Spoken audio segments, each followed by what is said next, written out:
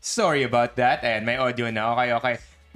OJ, kung di mo narinig, Doc Dex said hi to you. And then, right after that, I said, nung nasa max out kami na event one time, as panelists, let's see if I think I have a photo here.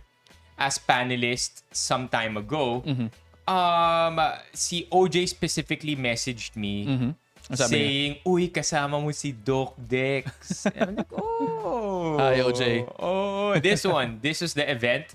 Yeah, Actually, it's a Doc Dex. There you go. Yeah. Oh, di ba? Okay. We could have this on top right now.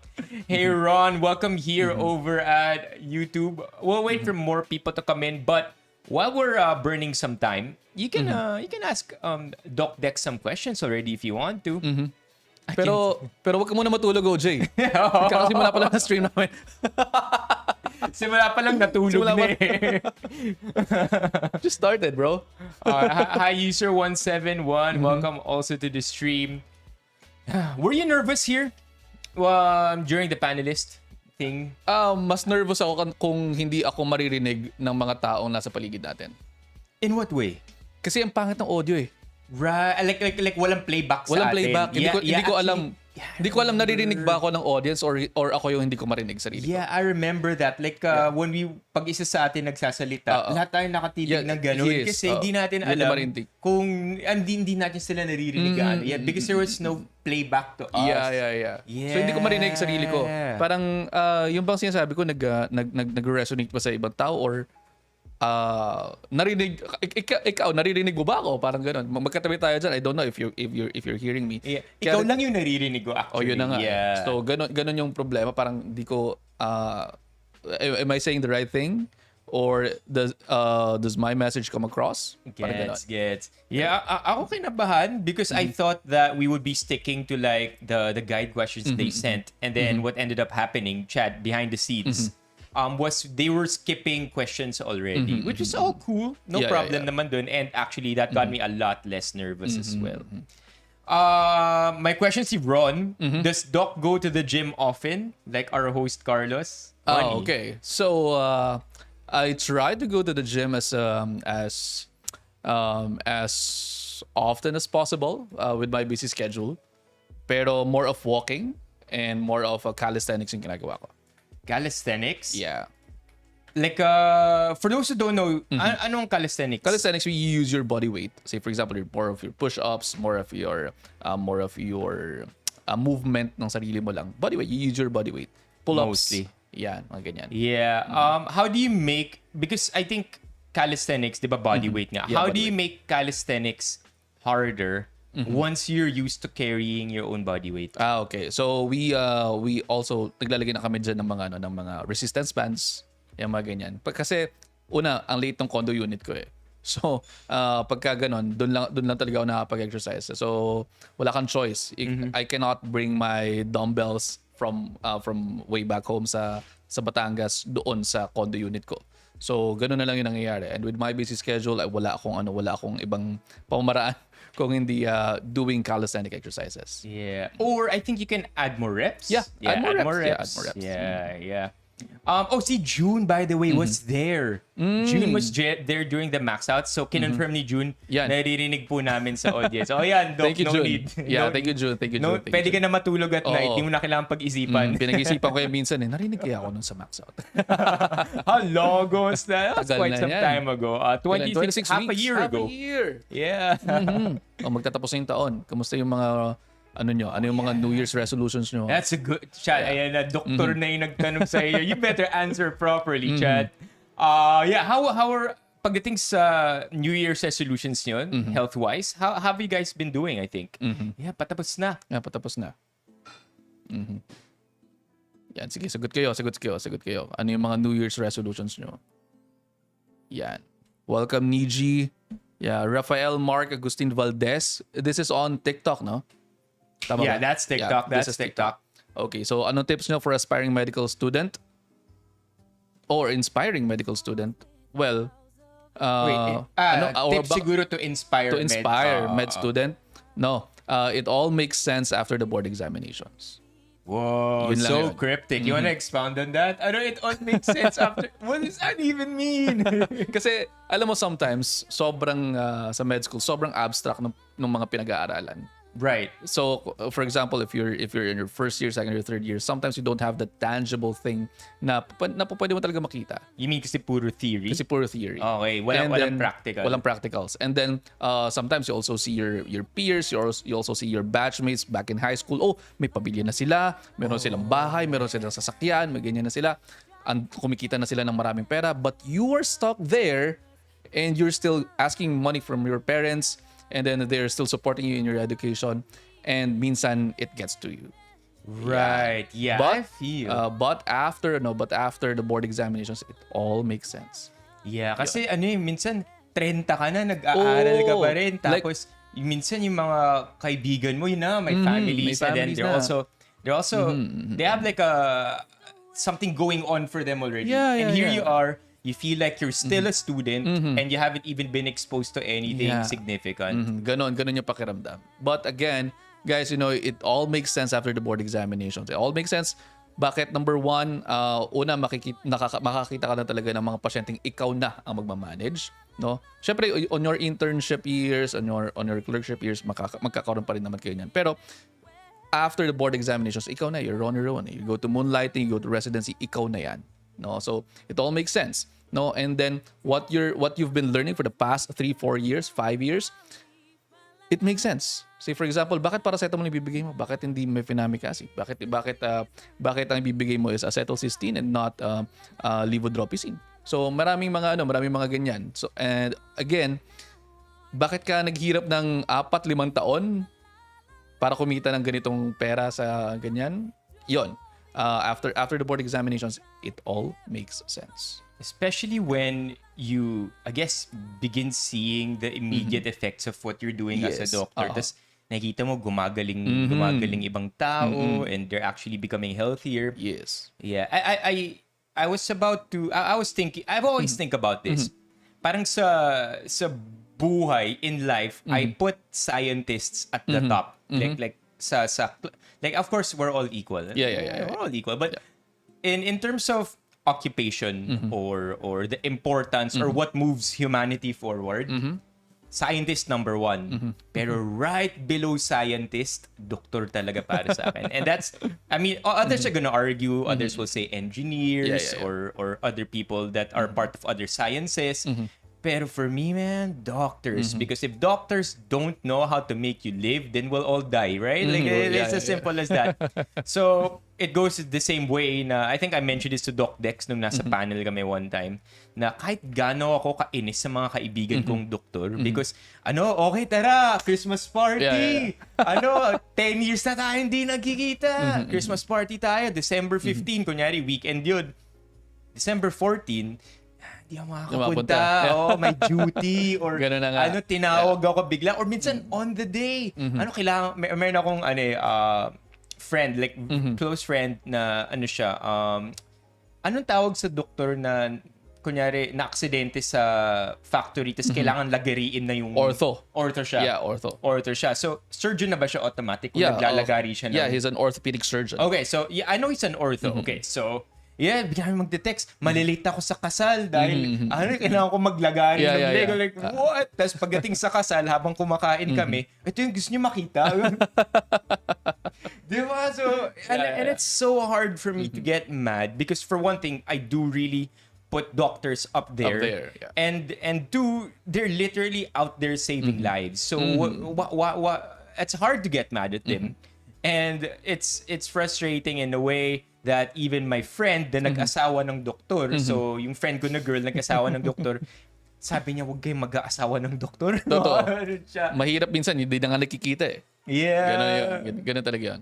Yeah, it's such a tough job, but I think someone has to do it. Yeah, sabi nga nung isa naming mentor, I don't know if he's watching, si Dr. Monty Ramos, sabi niya, medicine or the MD degree or medicine is one of the most noble profession that there is. It's a dirty job, but really someone has to do it.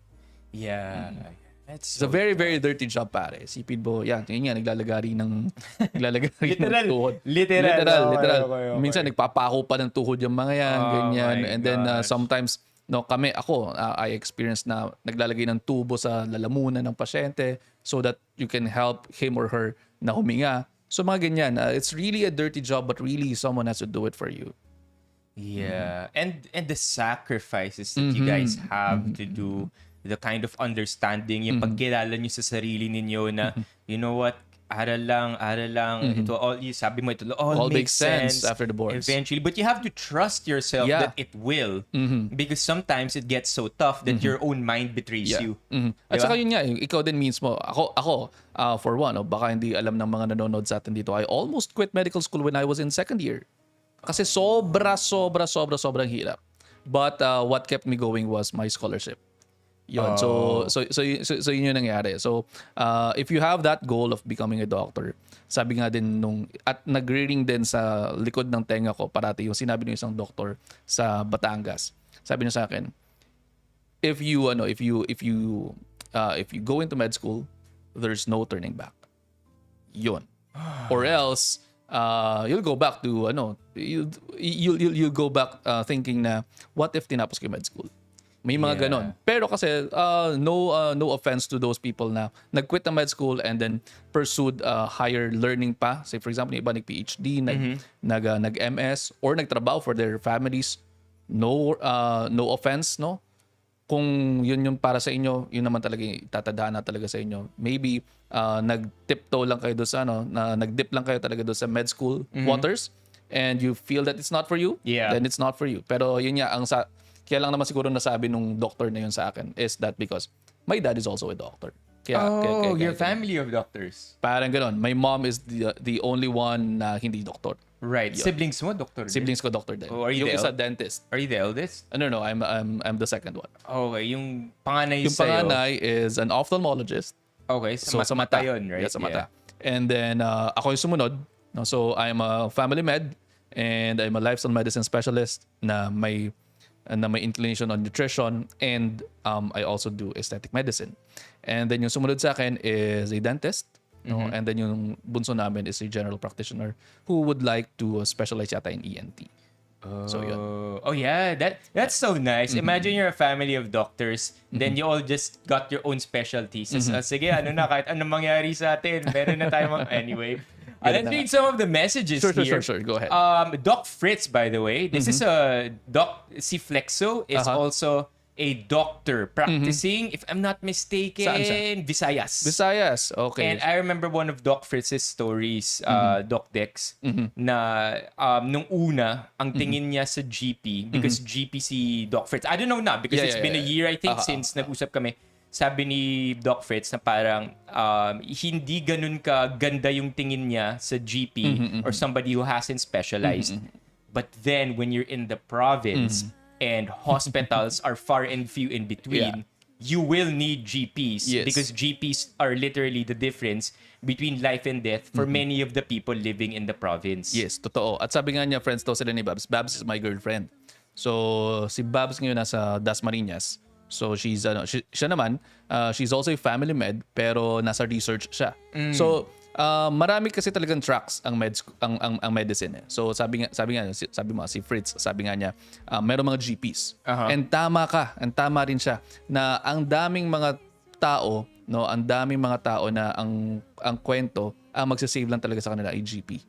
Maraming ganon. And I've seen that sa isa naming coverage for our medical documentary called Dr. Next Door, which was yung season finale ng season 1. So sa season finale ng season 1, we went to Mauban, Quezon.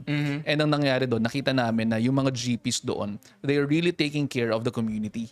And literally, they are the bridge or they are the ones na preventing you, kung mamamatay ka ba at mabubuhay ka. Talaga totoo yun. And then makikita mo talaga tawid dagat, ganyan. And high respects po sa mga nag-stay as GPs para sa mga kababayan natin na naghihirap sa ating mga far-flung areas. Yeah, Doc Fritz, I think if I remember correctly, would tell me meron siya mga 40-hour shifts. Yeah. What Definitely. the hell? Yeah. May ganun talaga. 36 to 40 hours yan. Minsan pa nga, minsan nga 72 hours pa eh. Na shift. Na Can you imagine that? Yeah. Totoo talaga yan. Other comments. Let's go here to YouTube. You have a lot of fans here, Doc. Mga gumagamit nung emotes nyo. We'll talk about the emotes in just a bit. Yeah. But some of the questions here, Doc, better ba drinking hard liquor versus beer? Well, better that you don't drink at all. Kasi, well, pa isa-isang shot, okay lang naman. Pero kasi, the problem with liquor kasi is that yung pagtaas ng blood alcohol levels. So, if you drink too much, that could be bad for you. And alam niyo, ang dami ng talagang mga road accidents, and we don't want that eh. At ang mga kadalasan ngayon sa mga panahon na to na mga magpapasko, no, ako po, naka-duty po ako before sa mga public hospitals natin. This time around? Yeah, this time around. Before, last year, before TV5 got me, ang dami pa rin talagang nagiging aksidente. Nakakaawa yung mga tao. Wow. At yung aksidente nila, pare, ang nagiging problema, nawawakwak yung mukha nila, ganyan, nawawakwak yung tenga, Rude, mga ano. Tapos makikita mo, hindi ka pa nga lumalapit, naaamoy mo na yung alcohol eh. So, tapos mahirap pa yun kasi hindi nagka-clot yung dugo nila. Manipis yung dugo nila dahil sa sobrang lasing. Ganon. At saka minsan, ang problema pa, dahil nga sobrang lasing nila, kung pagka sinusuture nyo na yung tinatahi nyo, no? Minsan inawa ka pa yung kamay mo, din dumi na nun. Diba? Mga ganyan. Oh my gosh. Yeah. So, I guess the answer there is limited to social fun. But don't overdo it. Yeah, Lahat for sure. ng bagay na sobrang masama. Any medical TV series that somehow shows close to reality what happens in hospitals? Pwede yung, I can say, yung The Resident. Pwede talaga may nangyayaring ganon. Meron po talaga mga anomalya minsan sa mga ospital. At meron din po The talaga Resident? The Resident. Okay, So The Resident, sa ano yan? Sa Netflix. So, yan, Okay, The Resident. okay. So they have 6 seasons na. And then it starts with an intern, no? Na I think going to internal medicine yan. And then you see some dramas there. At meron talaga nangyayari ganun. Kahit sa hospital may Kahit sa drama. hospital, may drama talaga. Everywhere, chat. Everywhere. Humans are humans. Kahit saan may drama. Kahit Yes, saan meron may talaga. chismis. Totoo, ang daming chismis sa hospital. Ano nga ba talaga? Napakahirap ba mag-med school? Tinatanong ni Okay. Paolo. Paolo, alam mo, yung tanong mo na napakahirap bang mag-med school, iba-iba yun eh. Mahirap bang mag-med school dahil mahal?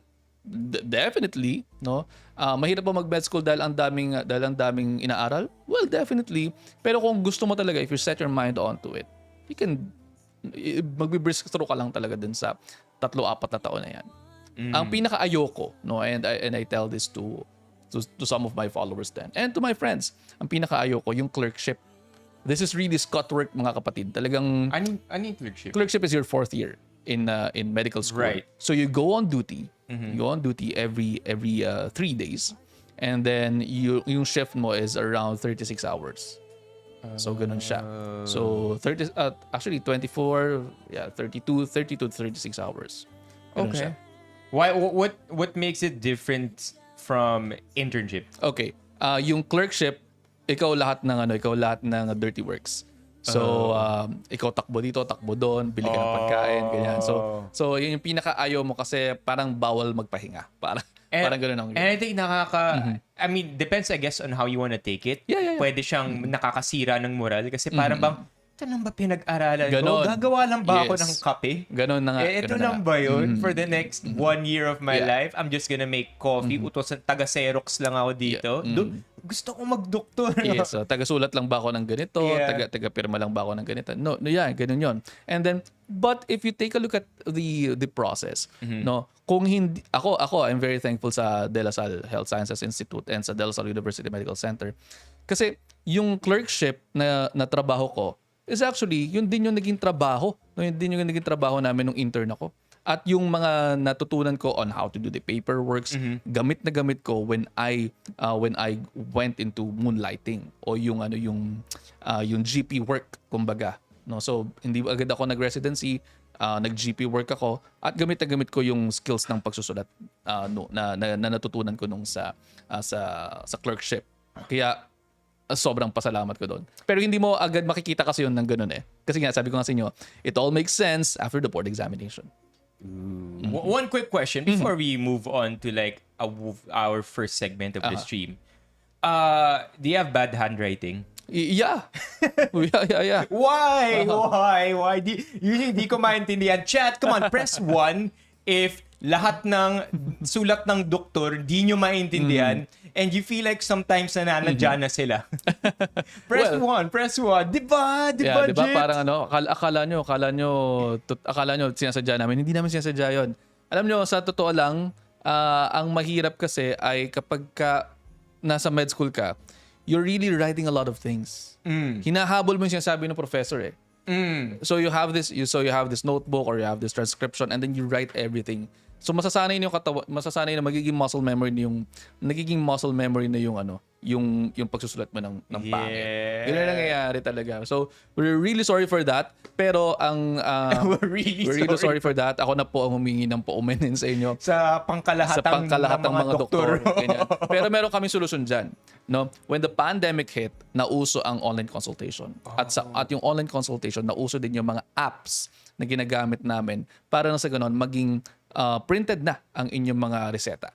So, yun. I've noticed that actually. Pag nakakakita na ako ng mga reseta ngayon, mas madalas na printed. Yeah, printed. Yeah. Okay. Kasi una, nung nagpandemya, nung nagpandemic, ang nangyari dyan ay, syempre hindi ka naman yung sinulat mo, no, sometimes pinipicturean pero nag-develop na yung mga apps natin, nag-develop na yung mga developers natin like Cirrus MD, MWell, Consulta MD, Medify and all others followed suit na gawing streamlined yung paggawa ng reseta. So kaya malaki yung naitulong din nun.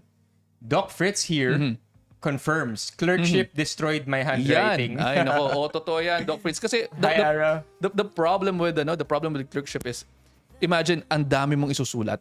Alam mo yan, parang ang tawag namin doon, madedekan ka ng pasyente.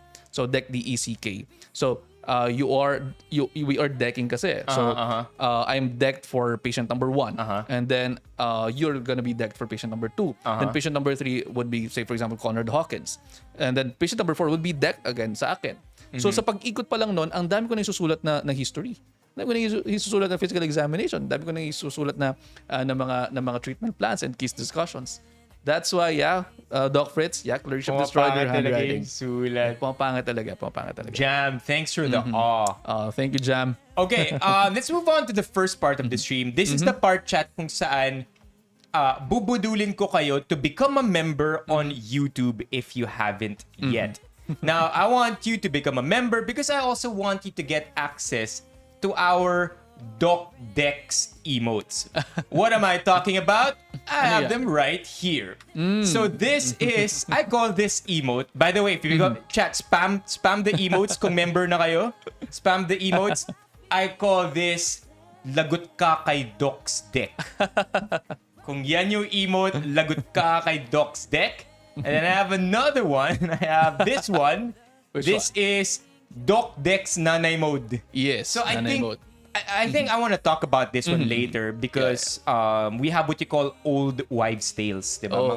Mga myths that have persisted throughout time, and I think one of the goals of your content is to debunk the myths. Yes. Yeah, so pwede natin pag-usapan yan. Yeah. And then lastly, I also want to talk about this one because pinag-usapan mo na rin siya kanina, your TV appearances. Yeah. I call this Doc Dex Pro Max.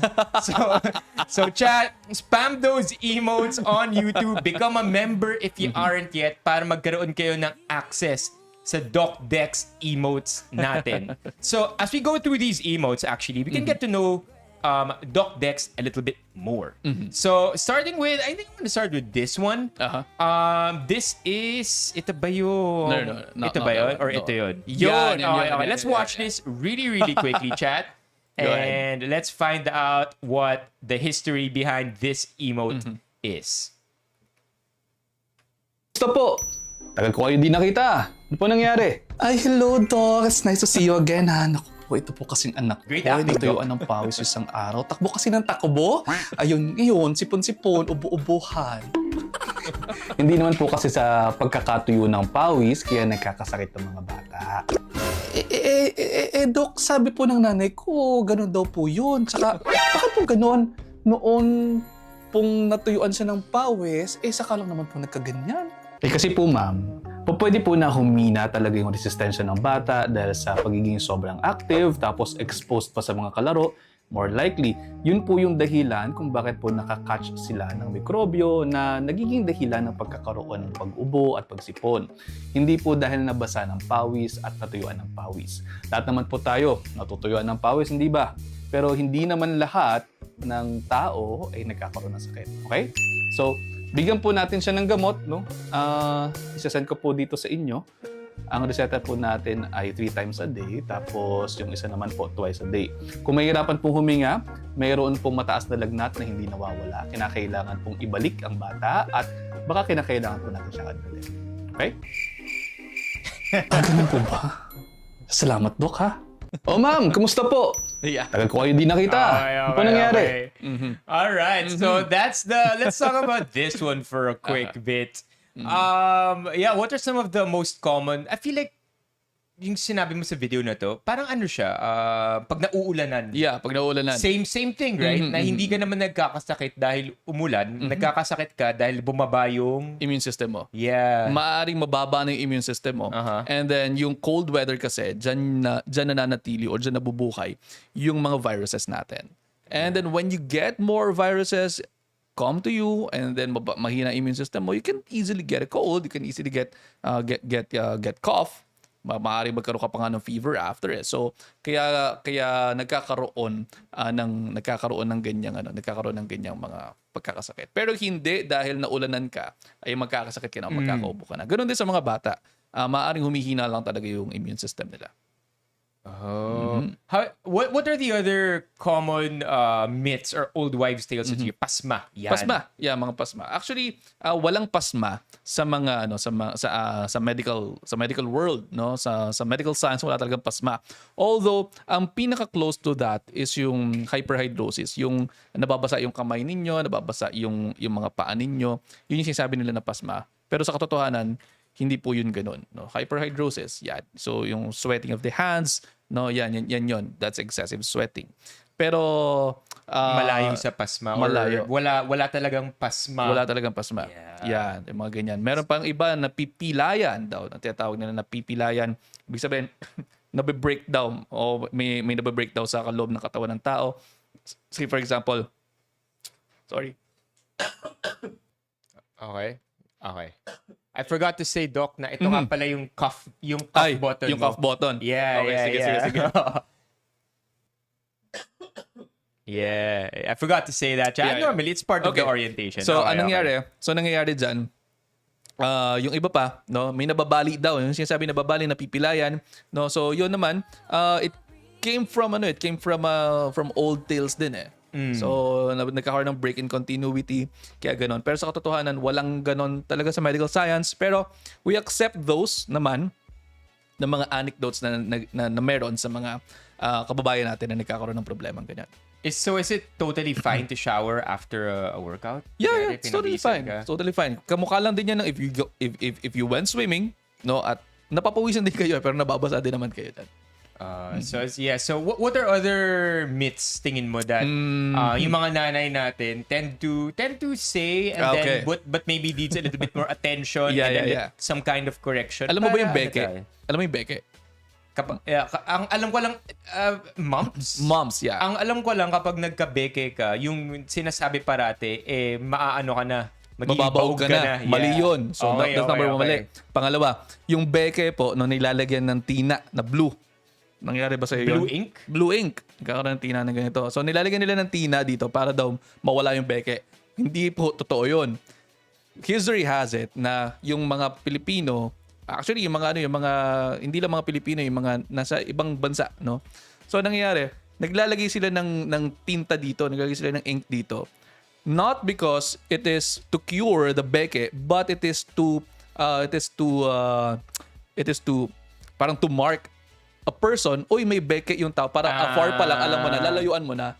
Pero since gaya-gaya ang mga Pilipino, naglalagay sila ng tinta, akala nila gagaling sila doon.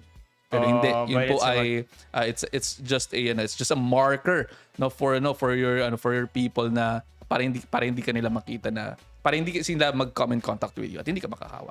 Yun lang yun. So, hindi siya totoo rin na nakakabaog? Well, mababa ang risk ng ganon. So, hindi lahat ng taong magkakabeke mababaog na.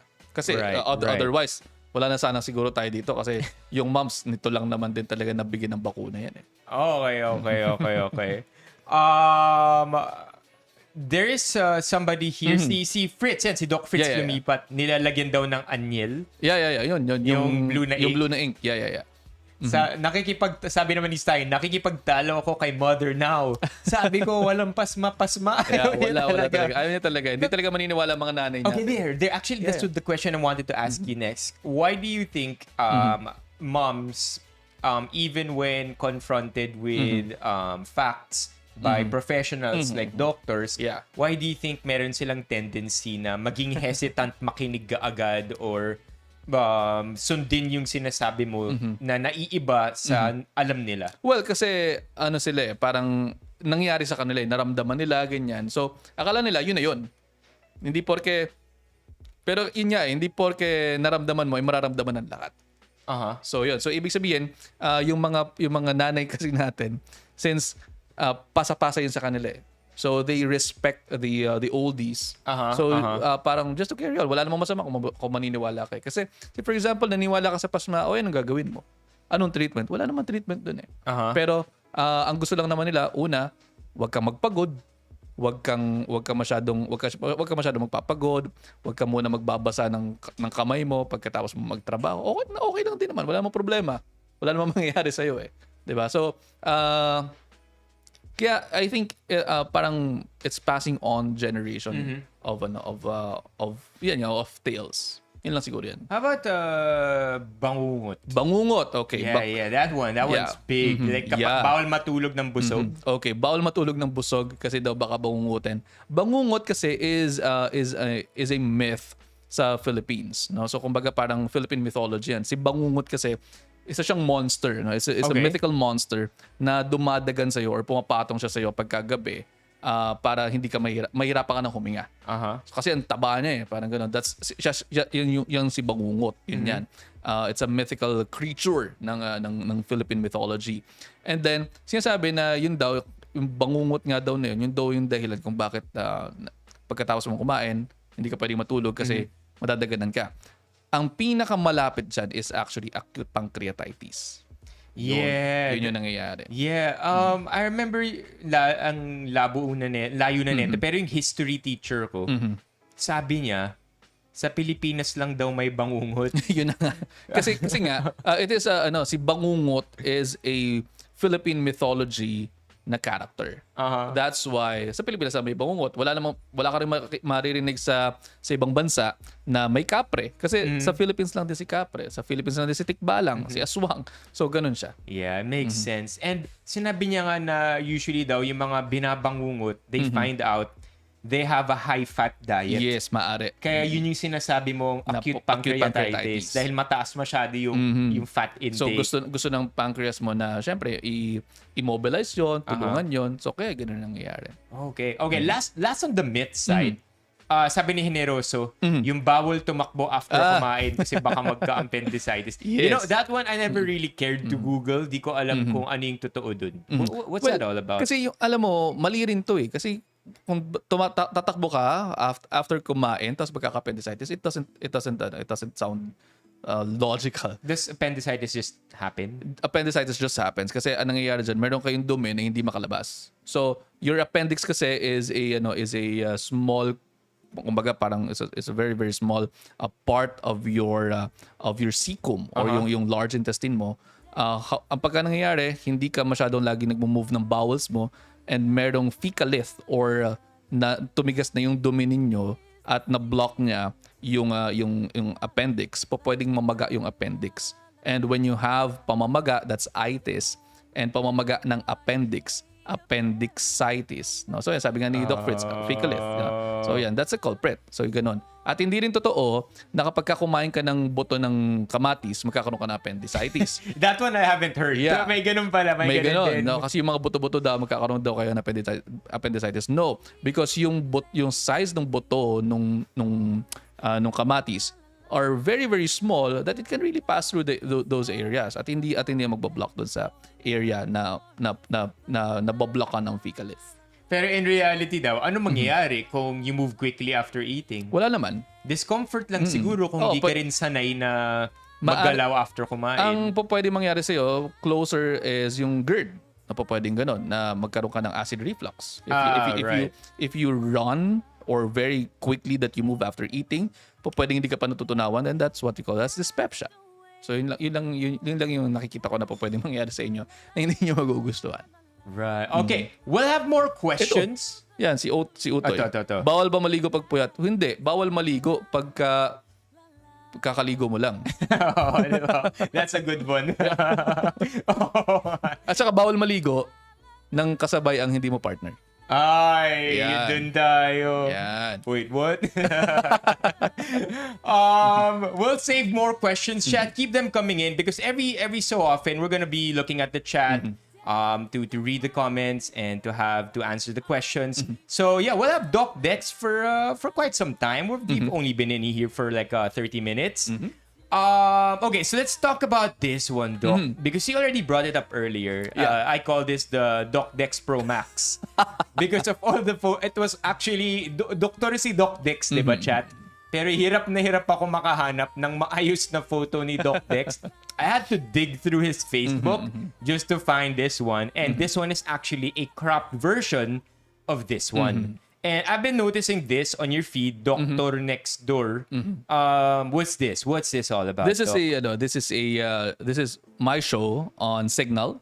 So you can catch this every Saturday at 11:30 a.m.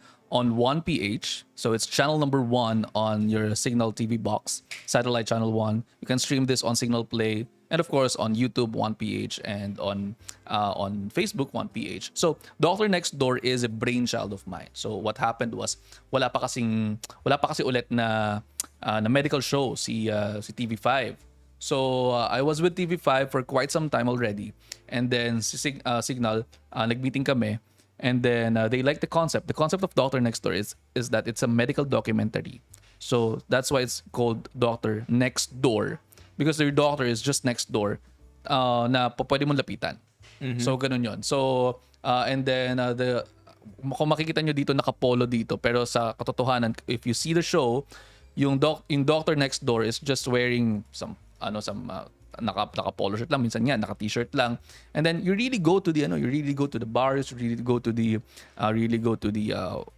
area ng pasyente, at we see them, we see their hopes, the struggles, the fears of those patients, and alamin namin kung ano yung may tutulong, no, ng, say for example, ng government, ng other stuff, para sa ganon ay mas magbigay tayo ng tamang impormasyon, and the doctor is just next door.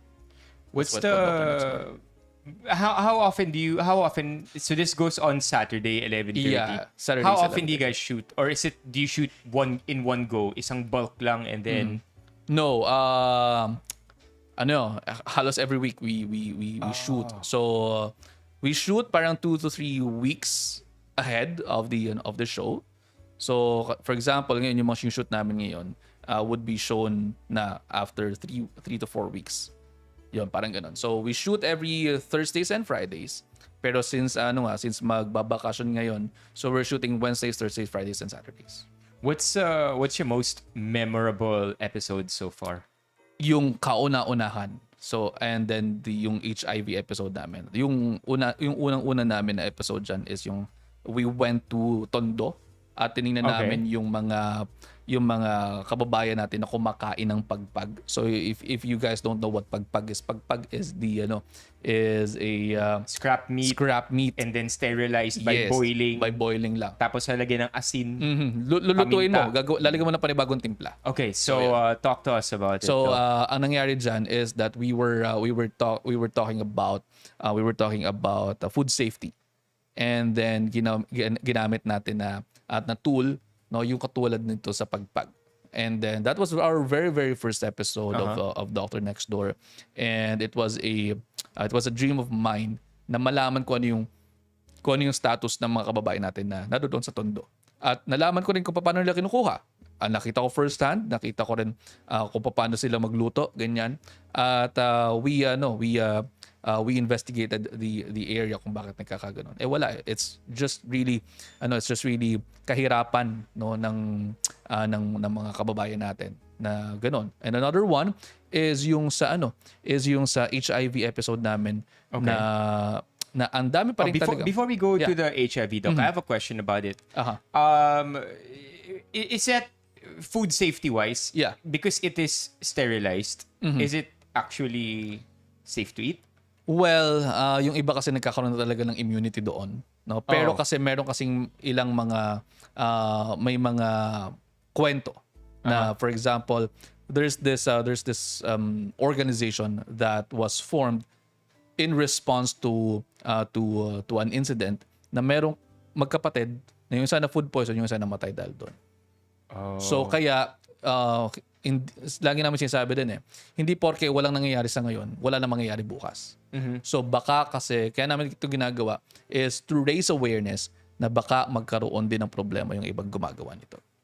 Yun. And I want to dig deeper into what you said earlier. Sinabi mo na parang walang magagawa, talagang kahirapan lang talaga ng mga kababayan natin.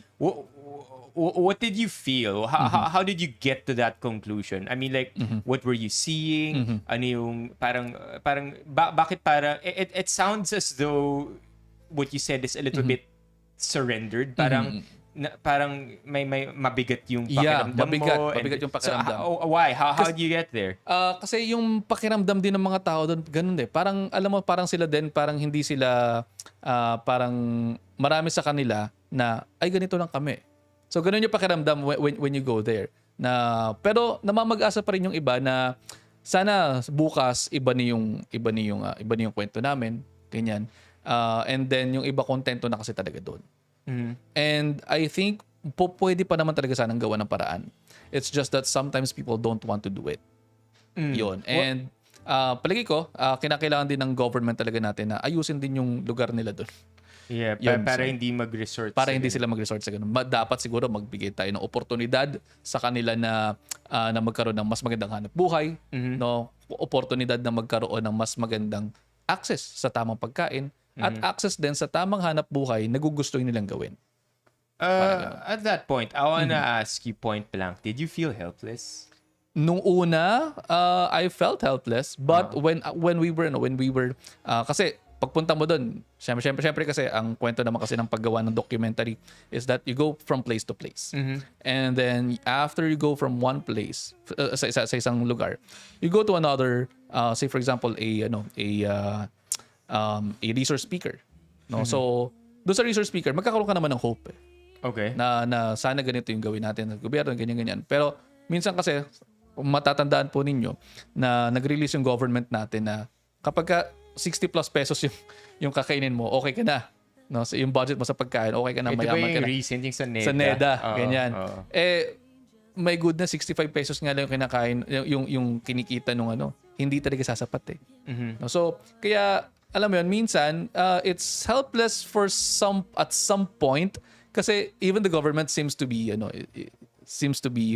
parang sila din mismo sumusuko. Na hindi mayaman na tayo pagka 65 pesos yung pagkain natin. It doesn't work that way.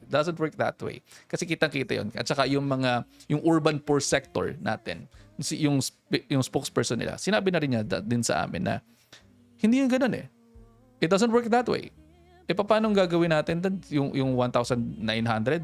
Okay na yun? Hindi. Walang laman yung utak mo pagka nag-aaral ka, walang laman wala kang lakas kapag ka ikaw ay manggagawa. Diba? Ganun siya. Kung 60 pesos Kung lang 60 pesos per day. ang sinasabing sapat na para sa'yo. Mahirap. Kung may pinapakain kang pamilya, mahirap yun. You're just about to talk about the HIV episode? Yeah. HIV episode naman. So this one, there's hope. There's really hope sa we just have to be open about it. So we went to see patients na merong HIV. What was striking for me dun sa episode na yun is that I met a guy na siya ang nangyari naman sa kanya. He was raped when he was 9 years old, at the age of 9. Damn. And then he was parang gusto sana siyang patayin. So attempted murder din yung nangyari, or attempted homicide. Sa kanya as a 9-year-old? Sa kanya as a 9-year-old. Kasi inabduct siya doon sa nung birthday niya. And then he was raped. And then ang kwento is kaya siya ni-rape at kaya siya gustong patayin nung perpetrator is because this guy is also apparently is also a victim ng asawa niya, kasi yung babae na asawa niya ay HIV positive. Yung lalaki na nang rape doon sa bata ay parang for quite some time hindi sila magkasama ng babae. So ganun. So parang sa akin nadamay lang yung bata eh. Ganyan. Tapos yung bata nga may HIV na. So dadalhin na niya yung buong buhay niya. Gaano kabigat parang para sa akin, ang bigat naman itong binigyan niyo sa akin case study. So ganoon yung nangyari, and then for me ang lakas niya. Is 9-year-old pa rin ba yung No, hindi na. Ilang taon na siya, parang 20s na siya. When we went there. And then ang striking sa akin is that napatawad na niya yung gumawa nito sa kanya. And then he actually helped these people na raise awareness on HIV. No, and siya ngayon undetectable, so hindi na rin transmissible yung virus sa kanya. And then we have to and dun sa interviews na ginawa namin, what has gotten to me is that kinakailangan talaga natin ng tamang awareness dito sa sakit na to, sa HIV na to, para nang sa ganoon ay magbigay tayo ng tamang impormasyon. Kasi ang daming may stigma pa rin hanggang sa ngayon. Pero kung titingnan po natin, ang dami ng advancement sa HIV. Hindi katulad nung dati, pinandidirihan sila, no? Yeah. At ang dati, meron pa nga doon si Nanay Elena ang kwento naman niya, HIV positive siya, and then she was denied of treatment back then. Tapos pinagsigawan pa sa hallway ng ospital na ito yung may AIDS, parang ganun. So alam mo yan, parang there are a lot of things na we've done before na sa ngayon ay hindi na, pero meron pa ring stigma kasi. So we have to end the stigma. Yeah, that's true. And I think a lot of NGOs are doing their best talaga to help spread awareness, education, testing. Yes. Love Yourself, I Love think. Yourself. Yeah, Love Love Yourself Yourself Foundation. is one of them. They offer free testing And counseling. Yeah, they have a pretty robust system going for them. So Chad, if maybe you want to get educated or get tested or just know a bit more, tas sinabi rin ni Doc Dex, may counseling din sila. Love Yourself. Yeah, right. Go ahead. It's an actual organization, and a lot of those are free. Yeah. If I'm not mistaken. Go ahead. Yeah. Why do you think daw may stigma pa hanggang ngayon? Tanong ni Stein. Kasi marami pa rin kasi mga taong parang close-minded sa ganyan. So, yun lang din naman talaga yung pinagmumulan yan. Yung pagiging close-minded ng mga tao. Again, balik tayo sa education, di ba? Kaya kailangan i-push yung education. Mas maraming tao pa rin makatanggap niyan. So, the next part of this stream, again, chat, every so often, we're gonna go back to the comment section to see your questions, answer them as well, and read them para ma-address ni Doc Dex. The next part, actually, of this stream, Doc, I have something behind me. Let me go get it. Sige, go ahead. Ano yan? So, Doc, whoa! Mark here with the 5 gifted. Wow. Thank you. Thank you so much, Mark. Okay. Here we go. So, one of the goals of the live stream is, I mean, at least my goal every time we stream is that in the end, you come out a little smarter than you were before you went in. Yeah. And so I have this toolbox, Doc, of a bunch of different med tools. Di ko na alam tawag dito eh. That I was hoping you could tell us what it actually looks like in real life, if it's accurate. I mean, it's not likely not gonna be accurate. It's a toy, but what it's used for. Yeah, okay. General knowledge, if you will. Para lang din medyo mas fun, and we have some props on the show. So shout out to Baby Zach for lending his toys to us. And we have a bunch of toys here. So let's start off with something. All these scissors na mukhang gunting.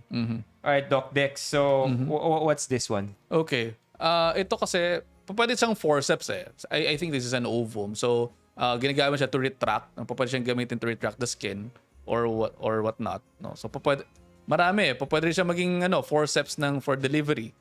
So, I don't know. Forceps ako nung pinanganak Ayun. ako. So, forceps delivery, pwede rin siya. Pwede kasi ito yung ulo na nakaganon. Kung medyo maano pa to, kung medyo ma-curve pa ng onte. Not C-type. Siguro nakaganyan pa ng onte. Pwede ito na yung forceps delivery. Pang-ipit yan ng whatever. Pang-ipit ng whatever. Okay. Yeah. So, yan. Alright. Next up. Mukhang pang-ipit din to. Yes, pang-ipit din yan. But how is it different? Well, ito kasi marami po pwede. Pwede ito kasi na nasal speculum, no? Yung gusto nitong i-embody. Pwede siyang nasal speculum. You put this inside the nose and then you spread the nostrils. What? So pwedeng ganun. So that you can see you can see the insides. So could be a nasal speculum. Pwede rin siya na something like forceps din, no? So say for example, pwede rin siya na pang-ipit ng something. Pantuli. Pwede rin, no? Okay, sa tuli pwede. yung pang-ipit ng foreskin ninyo, tapos you cut it there and then tatahiin diyan. Pwede rin. Okay. Clamp. It could be a clamp. A clamp. Yeah. Alright, how about this? Ito gunting na talaga Yeah, to. gunting na talaga to. So, wala nang iba to, gunting na. Okay. May So, iba-iba bang klaseng gunting? Maraming iba-ibang klaseng gunting. Merong mga gunting na naka-curve, merong mga gunting na straight lang, no, merong gunting na maliliit, called the iris, parang ganyan, mosquito, ganyan. Pwede rin. Alright, Doc. Let's go to the next set of stuff here. Alright. Okay, Doc. What's this? Ayan, so alam nyo na yan. So this is a syringe, no? So sa amin, so pwede pang flush ng tenga, pang flush ng something, or sa aesthetics pwede siyang ginagamit na mga yung sinasabi mo kanina, na mga polypeptides na you inject into the skin. And then it comes with a gradation kung gaano karami yung i-infuse mo na tubig or solution or whatever. Ganyan. I have a question. Why do they, usually kapag tinetest or kapag kunyari tuturukan ka na, minsan pinipitik nila. You don't want the air kasi. At tapos parang sinisqueeze nila. Tapos may onting sumisirit. Oo, kasi you want to prime the needle. What's priming the needle? Priming the needle is that so that kasi sometimes the needle is taken off eh. So pwede mong tanggalin yung needle. So pagka tinanggal mo yung needle, magkakaroon siya ng space. So pagka nilagay mo yung needle ulit dyan, may space pa rin doon. So you want to prime the needle so that yung gamot sigurado ka na makakapasok. At wala yung air. Pag nagaganon yung nurse or yung magtuturok sa akin, inisip ko, sayang naman. Parang, No, it's not sayang. Kasi mas sayang yon kapag hindi niya pinrime kasi pwede pumunta sa'yo air. What's it called again? What's the term kapag may air na na-inject sa'yo? Ay, pwede air embolism. Yung embolism. You don't want that. Tubig? Pag in-inject ka ng tubig, is that dangerous? Hindi naman kasi kung titingnan nyo yung mga nag-inject nga tayo ng sterile water eh. Oh, really? Yeah. We inject sterile water, we inject to flush, ganyan. Inject din tayo ng NSS or normal saline, yung may asin. Yeah. Okay. How about this one, Doc? How about this one? What's that? What's Okay. this? So that could be yung laryngeal mirror. Pwede siyang laryngeal mirror. Pwede nga nito sa mga dentist eh. So, may mirror talaga dito. So this is not just plastic na kasi ito eh. Pero may mirror talaga dyan. You can take a look at the larynx of the patient. So you put you Throat? Is sa, that larynx sa the throat? Okay. sa ilalim. So your voice box you can see if there are polyps or vocal cords are playing well. And then sa taas, kung may foreign body, kasi for example, mga tinik ng isda sa taas, pwede nyo kunin din dyan. Very handy. And then pwede nyo rin tingnan yung paligid nung ngipin ng pasyente. Yung yung tinik ba? Pag natinik ka, nasa stock ba talaga yun dito? Okay, so depende, no. Kapag kayo ay kunwari, nandun pa, no, pwedeng tanggalin. Pero so it really gets stuck. Yeah, it really gets stuck. So pero sometimes yung nararamdaman natin, pwedeng sugat na lang and then nagkakaroon siya ng fibrosis. Ano yung fibrosis? Parang binabalot siya ng laman. Pinaglalaman kung titignan mo. Parang it will be immune response ba yun? Parang immune response. So parang sumama na siya sa pagkatao mo. Pwedeng ganon. Okay, that's pretty cool. This one I always find so funny kasi sa cartoons ko lang siya nakikita. Yung pinupukpok yung tuhod, sabay sunisipa ng malakas yung tao. I see that in the cartoons, but is there really something? Yeah, this is neurohammer. This is a neurohammer. So neurohammer. Neuro? Neuro. So Luigi. Okay. Yeah, so neurohammer. So yung mga nerves kasi natin, so you try to check for the reflexes. If you have hyperreflexia, problema yon. If you don't have any reflexes, problema din yon. So yan, that's your neurohammer. Yan. I remember one from school before. Isa sa mga reflexes na check nila, yung pinapalo yung baby sa puwet kapag newborn to see kung iiyak, parang gano'n. Kasi kapag hindi umiiyak, yun, bumababa kasi yung score. So there's scoring kasi doon, tinatawag na Apgar scoring. Kapag hindi siya umiiyak, so mababa yung scoring niya. So parang ganun. Okay.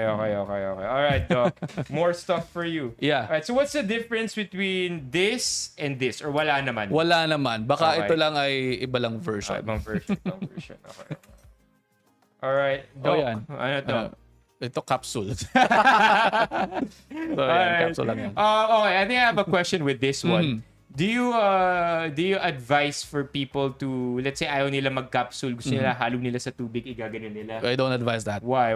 Baka kasi hindi maging maganda na yung absorption. But for example, sa mga pasyente na kunwari nagbi-bleed, no, kunwari nagbi-bleed sila, say for example sa tuli, no, kunwari sobrang dami ng bleeding, what we do actually, no, yung tranexamic acid, no, yung to stop the bleeding, kung walang-wala, no, binubuksan namin yan and then minimix namin sa normal saline solution and then we damp it there, no, to induce hemostasis. Nirerekta namin para mas mabilis yung action. Right. Okay. But I don't recommend na gawin niyo yung if you don't want to take the capsule and then sa tubig, I don't recommend. The absorption would be different. Ito flashlight. A flashlight. So your flashlight is definitely used as a flashlight. Yeah, as in there's like, is there anything special with the doctor's flashlight? Well, is there a certain temperature of color? Wala naman sa normal flashlight. So sometimes we use your flashlights. Tinitingnan namin yung reflexes ng mata. No, kung gumagana pa ba yung reflexes nyo o hindi, especially in cases na sa emergency room, no, kapag dinala na unconscious yung pasyente. So if the pupils are fixed and it's not moving, it's dilated, hindi humihinga yung pasyente, cold clammy yung skin, walang tibok yung puso, maaaring nag-arrest yung pasyente. With your question naman na may iba bang kulay, ganyan-ganyan. So yung ophthalmoscope or yung gamit ng mga ophthalmologists, sometimes may iba't ibang kulay yon. So meron ding gamit yon. So say for example, there's this color na kapag nagpataka din ng fluorescent ng fluorescent dye sa mata, pag ni-shine mo yung color ng yung ibang color, magsha-shine naman yung foreign body or yung abrasion or yung gas. So you'll see kung gano'n. Nice. Okay. Rechargeable na ba yung mga flashlight ninyo? Oo naman. Or di baterya pa rin gaya? Meron pa rin di baterya.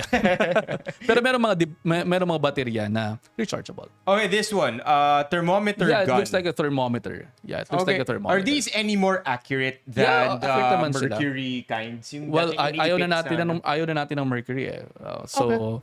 More for sure because of the poisoning and all those. Mas accurate pa rin yung nasa yung axillary ninyo kaysa sa mga ganito. Although this is a crude pwede naman na. Pwede na. Lalo at we're actually minimizing we're minimizing yung contact. Lalo na nung sa pandemic. All right, okay. How about glasses, Doc? Glasses. I see I remember I had my ear checked one time, and then yung may bilog na yung doctor ko, may sinuot siya sa mata niya na bilog yata. Tapos may maliit lang na butas sa loob. Ano yun? That's your otoscope. So otoscope? Otoscope. Yeah, sige. How do you spell that?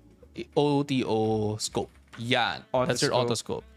So an otoscope is something that you use to visualize the middle ear. The outer ear up until the tympanic membrane to see the malleus, incus, and stapes.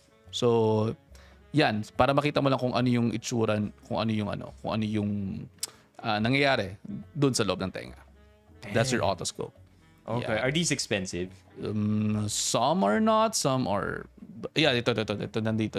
Yan. Nabibili pa rin ba ito sa Bamban? Oo naman, sa Bambang talaga nakakabili. Bambang. Nung nasa college ako, sinabi sa akin doon nabibili lahat ng pang-medicine. Oo, nandun talaga. Pero legit yung mga nabibili doon? Oo, legit like, talaga. hindi siya para Shopee, ganyan. No.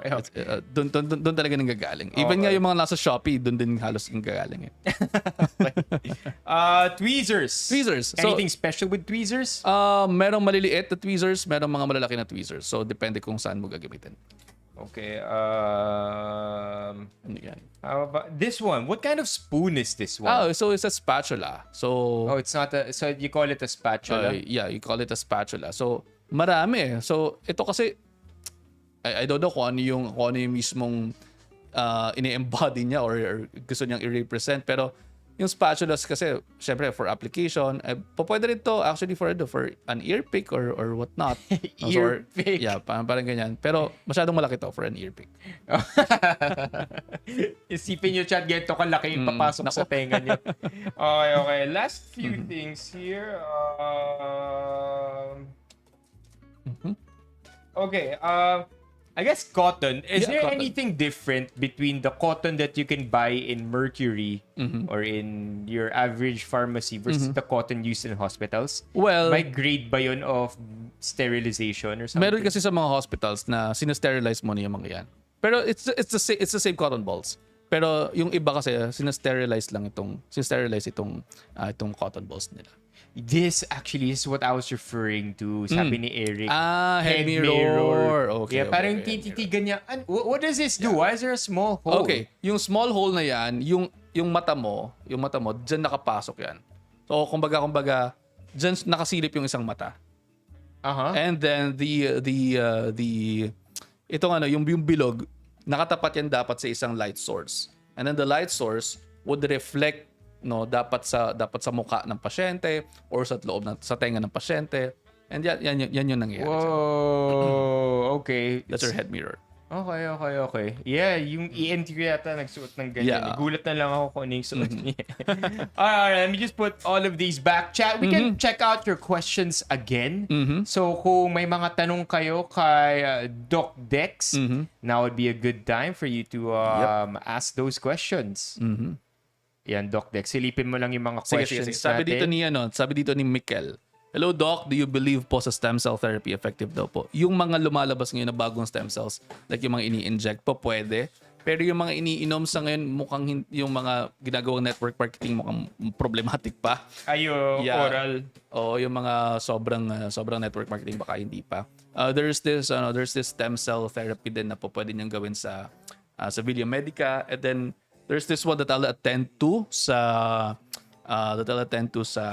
Malaysia from January 6 to 8. So I'll be in Malaysia January 6 to 8. And I'll try to update you on that. I'll try to update you on that sa mga susunod na araw kung kamusta sila doon. Ito, sabi ni Rosel, Hi po, pwede po magtanong, anong pwedeng soap sa sensitive skin for face? Yung mga hypoallergenic lang natin. So to name brands, dyan papasok yung Relizima ninyo as cleanser, dyan din papasok yung inyong Cetaphil. Yeah, I use CeraVe, Doc. Yeah, CeraVe. Na yung consistency niya parang Cetaphil. Yeah. Ganun na, parang hindi sabon. Oo. Yeah. Para lang siyang cleanser lang talaga siya. Yeah. Ito. Sabi ni, this is Barney, Vincent Agnes. Pag po ba nagpamasahe, especially Ventosa, bawal po ba maligo? Naambunan din naman siya after magpamassage. Hindi naman bawal maligo, no? Pero kasi nga depende do sa ventosa na ginamit sa iyo. Meron kasing bloody ventosa. So kapag gano'n, there are open pores, I'll suggest na wag niyo munang galawin 'yan after within the next 4 to 8 hours. You need to take that, Doc? No, that's good. You're good. Okay. Eto, para to kay paring Ray. Pwede raw ba magpamasahe everyday? Yeah, pwede naman. Yung clean massage lang daw. Clean Doc. massage lang. Pwede naman. Wala namang problema. Okay. Thanks for clarifying na clean lang yung massage na everyday. Okay. Mga questions here. If it's okay, what do you think is causing the illness of Doc Willie? Well, sa katotohanan naman kasi ang cancer, say for example yung sarcoma, it's a mutation of your DNA. So as you go along pa rin, no, through time, we age, we get exposed to harmful environment that's causing problems with your DNA, problems with your body. So kaya na ganoon, siguro meron lang din silang family history ng ganyan na hindi lang siguro na detect. Kasi lahat naman tayo mayroong cancer cells. So there are oncogenes and there are tumor suppressor genes. So think of the oncogenes as your parang silinyador or accelerator sa car, and then your tumor suppressor genes as your brakes. No, so you have your handbrake, you also have your foot brake. So kapag ka alinman doon, no, sa foot brakes niyo at sa handbrakes niyo gamitin niyo, magsa-stop yung car. Pero kapag pagka nagkaroon ka ng problem with your tumor suppressor genes, pwedeng hindi gumana yung brakes. So kaya nag-go and go yung cancer, yung oncogenes. Yeah, the oncogenes are turned on, and if they're turned on, dun yun kakaroon ng problema. Is that why you think annual physical exams are essential? Yes, definitely. Should you go more than once? Or is once enough? Once enough. Once is enough kapag once a year, you mean? Once a year kapag wala ka namang problem. Say for example, this year wala ka namang nakitang problem. Once a year is enough. Okay. Yeah, kasi I think when you mentioned na yung kay Doc Willie, yung baka naging undetected lang. Yes. I think that's one of the best ways you can catch those things that go undetected. Is just have a annual physical exam. Sapat na ba yung normal lang na yung blood count lang? Well, kung blood count lang, hindi sapat 'yon. Kasi normally yun lang yata yung pasok sa mga insurance eh. Hindi, meron pa ring mga clinical chemistry. Okay. So kasama dyan yung inyong FBS, lipid profile, Sugar. BUN, sugar, no. BUN, creatinine, your BUA, your blood uric acid, your SGPT, SGOT to check on your liver. And then for men, when you reach 40, mas maganda may PSA. Yeah. Actually, this year sinimulan na akong i-suggest magkumuha ng PSA. Ayun, yung mga ganyan. Yeah. Yun. Yeah, yan. Bok, tama. Mag-SL kung kailangan, Here, get it from Doc yourself, chat, na you really have to do these things. Yes. Kasi nga, sometimes it's too late, man. Yeah. You don't want it to be too late. Yeah, So make it a habit to have your annual physical exam. Definitely. Tough enough. Not sure if this was asked. Are vitamins and multivitamin supplements actually effective? They're effective to replace your vitamins and minerals. Yun. Pero to cure you of your diseases, no. I think also if you don't have a well-rounded diet, dito papasok yung vitamins to fill in the gaps. Kaya nga siya supplements eh. They're called supplements for a reason, and that is to supplement what's missing. So if there's nothing to supplement on, wala rin kwenta. Right. Kaya mo yan, Bok. Gawin mo ng paraan. Wala na, naka-online na sa work since 6. Sabi ni Barnes, nag-airplane po ako recently tapos sobrang sakit ng tenga ko. Nung nasa taas na kami, why does it happen? Should I seek an ENT? Okay, maaari kasi na hindi nag-equalize kasi talaga yung pressure natin. No? So from the outside environment and inside environment ng katawan mo, nag-equalize yun.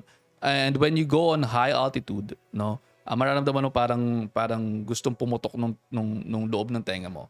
It happens talaga, no? So nagkakaroon talaga ng pressure sa loob ng tenga. So what you should do is to do the Toynbee maneuver. So The what maneuver? Toynbee. Toynbee? How do you say that? Toynbee. Toynbee. Oh, Yeah. Toynbee. Damn, Toynbee, it's a yeah. real thing. It's like Heimlich, except Toynbee. Yeah. Okay. So, with your Toynbee, gagawin mo lang, no? Close your nose, no? And then you swallow. No? So, ang mangyayari, mag-retract yung tympanic membrane mo and then the pressure will be relieved. Yeah. Toynbee maneuver. Yeah, Toynbee maneuver. Kung baga, parang yung pinapop mo yung ears mo. Yeah. Okay. Ay, pala, nakasulat pala. How to pop your ears. Yeah. Okay, that's neat. Okay lang daw yan. Ito si Barney na sobrang sakit ng tenga. Sinabihan ni Francis, okay lang yan, may selective hearing. Yun ba may cure yun, Doc? Well, walang cure yun. Maraming ganyan sa comment section. Selective hearing. Selective hearing and selective learning. Yeah, maraming ganyan sa comment section. Alright, yeah. We're gonna move on to the next part of the stream. And this is checking out basically some of Doc Dex's most popular TikToks. And the reason why I'm interested in this is because I also want to ask Doc Dex what made these TikToks super popular. Okay. By the way, kanina ginugoogle ko Doc Dex. Alam mo may isa pang Doc Dex? Yeah, si Ian. Oh, so kilala mo rin siya? Dexter Ian Malyari. Yeah. So there's an actual other Doc Dex on social media. Ano siya? OBGYN siya. Yeah, I remember that. Okay, so sorting this out by most popular. Let's pause the music here. We have this one. Warning signs na pwedeng nagsasabing tumaas na asukal mo. Let's watch this for a bit, chat. Warning signs na pwedeng nagsasabi sa yung tumataas na ang asukal mo. Makinig ka ng mabuti, baka nararamdaman mo na to. Isang minuto lang naman to, wag mo munang scroll. Una-una na dyan yung ihi ng ihi. Baka kasi tumataas ng asukal mo masyado sa dugo at kinangangailangan ng i-filter out ng maigi yan, kaya gumagawa ka ng mas maraming ihi. Pupwede rin sa umaga, pupwede rin sa gabi. Pangalawa, inom ng inom o laging uhaw. Pupwede kasi yung compensatory mechanism ng katawan mo nung ihi ng ihi, kaya para hindi ka ma-dehydrate. Nagsisignal ang katawan mo na uminom ka pa. Pangatlo, parating gustong kumain kasi pwedeng hindi nagagamit bilang tamang enerhiya ng maayos ang kinakain mo, kaya nagsisignal ang katawan mo kinakailangan pang kumain ng mas marami. At yung iba pa, pwedeng nangingimay yung kamay, hindi gumagaling na sugat, padalabo ng paningin, at pwede ring nilalanggam na ihi. Marami pa yan actually, pero doon na lamang muna tayo sa most common. At ayun, almost 1 minute na to. I hope you're all 1 minute wiser. See you next time. Nice, 1 minute wiser. 1 minute wiser. Okay, I think this one's related too. Let's watch this as well. Type 1. Isabi mo na. You think it's related? Type 1 and yung asukal? Okay, let's watch this. Magka-relate yan. Okay, let's watch this as well. Lawi sa mga nababalita na mayroong type 1 diabetes. Kamakailan nga lamang ay nadala siya sa ospital dahil nagkaroon siya ng komplikasyon. Ano nga ba ang type 1 diabetes at paano nabubuhay ang mga taong mayroon nito? Halika kayo, pag-usapan natin yan. Ang type 1 diabetes ay kilala rin sa tawag dati na juvenile diabetes or insulin-dependent diabetes mellitus. Dito sa sakit na ito, kakaunti o walang insulin ang nagagawa ng lapay o pancreas ng isang tao. Ang insulin pa naman ay parang susi na sana ay magiging pamamaraan upang maipasok ang mga asukal sa cells upang gawing enerhiya. Isipin niyo ganito, kapag kumain kayo ng kahit na anong mayroong carbohydrates, matatagpas-tagpas yan at magiging asukal o glucose. Yang mga asukal na yan ay parang mga bisita na dapat makapasok sa silid o sa opisina para magawa ang pakay nila. In this case, yung mga asukal na yan kinakailangan makapasok sa cells para maging energy. At para makapasok sa cells, kinakailangan nila ng susi. Yan ang susi ay yung insulin. Yung insulin, papasok yan sa susian o tinatawag na insulin receptors. Para sa ganoon ay magamit bilang enerhiya ang blood sugar. Pero sa type 1 diabetes, hindi nakagagawa o kaunti ang nagagawang insulin ng lapay. Kaya ang ending, hindi makapasok ang mga asukal at nananatili ito sa bloodstream. Kaya tumataas ang blood sugar ng pasyente. So, ibig sabihin, kailangan niya talaga ng tamang dami ng insulin na ituturok sa kanya habang buhay. Ang isang taong mayroong type 1 diabetes ay maaaring makaramdam na parang parati siyang uhaw, ihi ng ihi. Sa mga bata, pwedeng napapaihi sila sa kama lagi, parating gutom, nababawasan ng timbang. Ano party? Type yan, party. Oo nga, no. Parating uhaw. Parating Kahit uhaw. hindi naman nagda-diet, nagkakaroon ng mood changes, madalas sa pagod na pagod at nanlalabo ang mga paningin. Sa kaso ng type 1 diabetes, hindi pa alam magpasa hanggang ngayon ang dahilan, pero sinasabing linked ito sa genetics at ilang mga environmental factors na sumisira sa mga cells sa lapay na nagpuproduce sana ng insulin. Isa sa mga komplikasyon po ng type 1 diabetes ay ang tinatawag na diabetic ketoacidosis. Dahil sa sobrang bagsak ng insulin sa katawan at hindi nagagamit bilang enerhiya ang mga asukal sa dugo, bine-breakdown ng atay ang fat stores para maging enerhiya at sa prosesong ito nakagagawa siya ng ketones. Kapag sobrang dami ng ketones, pwedeng mag-build up yan sa ating mga katawan at maging delikado. Pwedeng makaranas ang pasyente ng sobrang pananakit ng ulo, mabilis at malalim na paghinga, dry skin, dry mouth, fruity smelling breath, sobrang pagod, pagsusuka at pananakit ng tiyan. Pwede ring makomatose pa kung hindi maagapan, kaya sa mga panahon o sa mga ganitong kaso, kinakailangan ng tamang administration ng insulin na kinocompute ng inyong doktor. Pinakamainam din na mayroong sapat na guidance ng isang dietitian ang mga kagaya ni Mona upang mabigyan ng tamang abiso kung gaano nga ba kadaming carbohydrates, proteins at fats ang kinakailangan niya sa buong araw para ma-optimize ang kanyang performance sa school at sa work. Wala mang gamot sa type 1 diabetes, maaari namang makontrol ang sakit na ito, kaya pinakamainam ang tamang konsulta sa mga tamang profesional gaya ng mga doktor at nutritionists. Dahil sabi ko nga sa inyo, ang mga ito ay paalaala lamang dahil ayaw na ayaw kung nagkakasakit kayo. At sa huli, tayo-tayo lang din naman talaga ang magtutulong-tulungan. Kaya naman yun lang for now, i-digest nyo muna dahil ang gusto ko ay healthy kayong lahat. See you later. That's so corny, Doc. I-digest niyo muna. Yeah. Oh, digest. Oh my gosh. I-digest Okay, okay, okay. But it works. It Yeah, works. it works. Okay. My question is, earlier when you were having dinner, you mentioned you're also lifestyle. Medicine. Lifestyle medicine, and one of your most frequent patients are those who are trying to consult you for weight management. Yes. And I feel like diabetes has a lot to do with weight management. Definitely. Okay, yeah. Maybe you could give us first of all, maybe differentiate between type 1 and type 2. Yeah. Kasi yung type 1, pagkakaintindi ko, pinanganak ka pa lang, May ganun ka na. parang kulang talaga sa insulin yung pinoproduce ng katawan mo, and so you need supplementary Supplementary insulin. Parang ganun. Yeah. You want to replace the insulin. Okay, so that's type 1. That's type 1. Type 2 is Type 2 what's is, type 2? it's, sabi nga nila, it is acquired. So what happens is that you still have the insulin, pero ang nangyayari, hindi siya pumapasok ng maayos dun sa iyong receptors. So what happens is that dun sa susian, no, sira yung susian mo. Kumbaga parang gano'n, sira yung sinususian ninyo. So kaya ang nangyayari, kahit may insulin ka, hindi rin siya nakakapasok. That's type 2. Okay. And it's acquired because of... Pwedeng nasisira yung receptors, maaari dahil sa... Is it a lifestyle thing? It is a lifestyle thing. Oh, so purely lifestyle ang Purely type 2. lifestyle and type 2. Okay. Okay. That makes so much more sense. Reversible?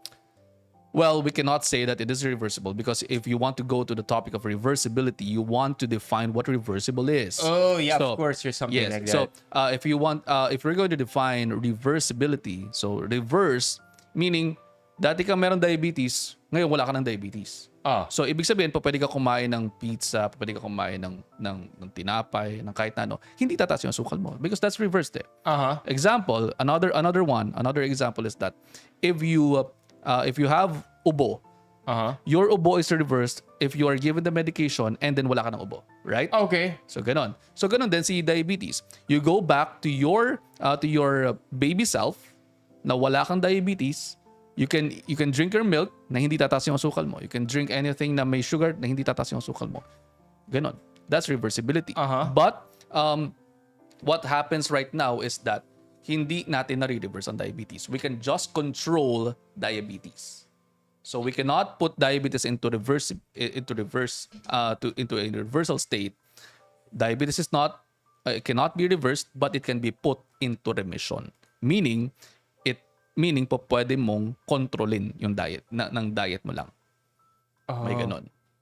So you mean for the rest of your life, once you have type 2, you have it forever? You have it forever.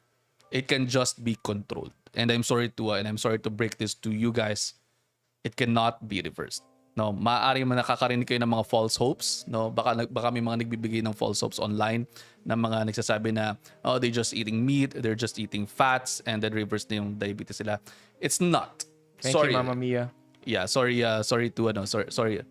Thank you, Mama Mia. Sorry to break it to you, it cannot be reversed. Kasi if you're just eating fat, if you're just eating protein, definitely you're not eating carbohydrates. Siyempre hindi tataas yung asukal mo. 'Di ba? So you're just masking that you're just masking Pero the you disease. still have the disease. You still have the disease. Para yung ayaw mong makita yung sugat mo, nilagyan mo ng band-aid.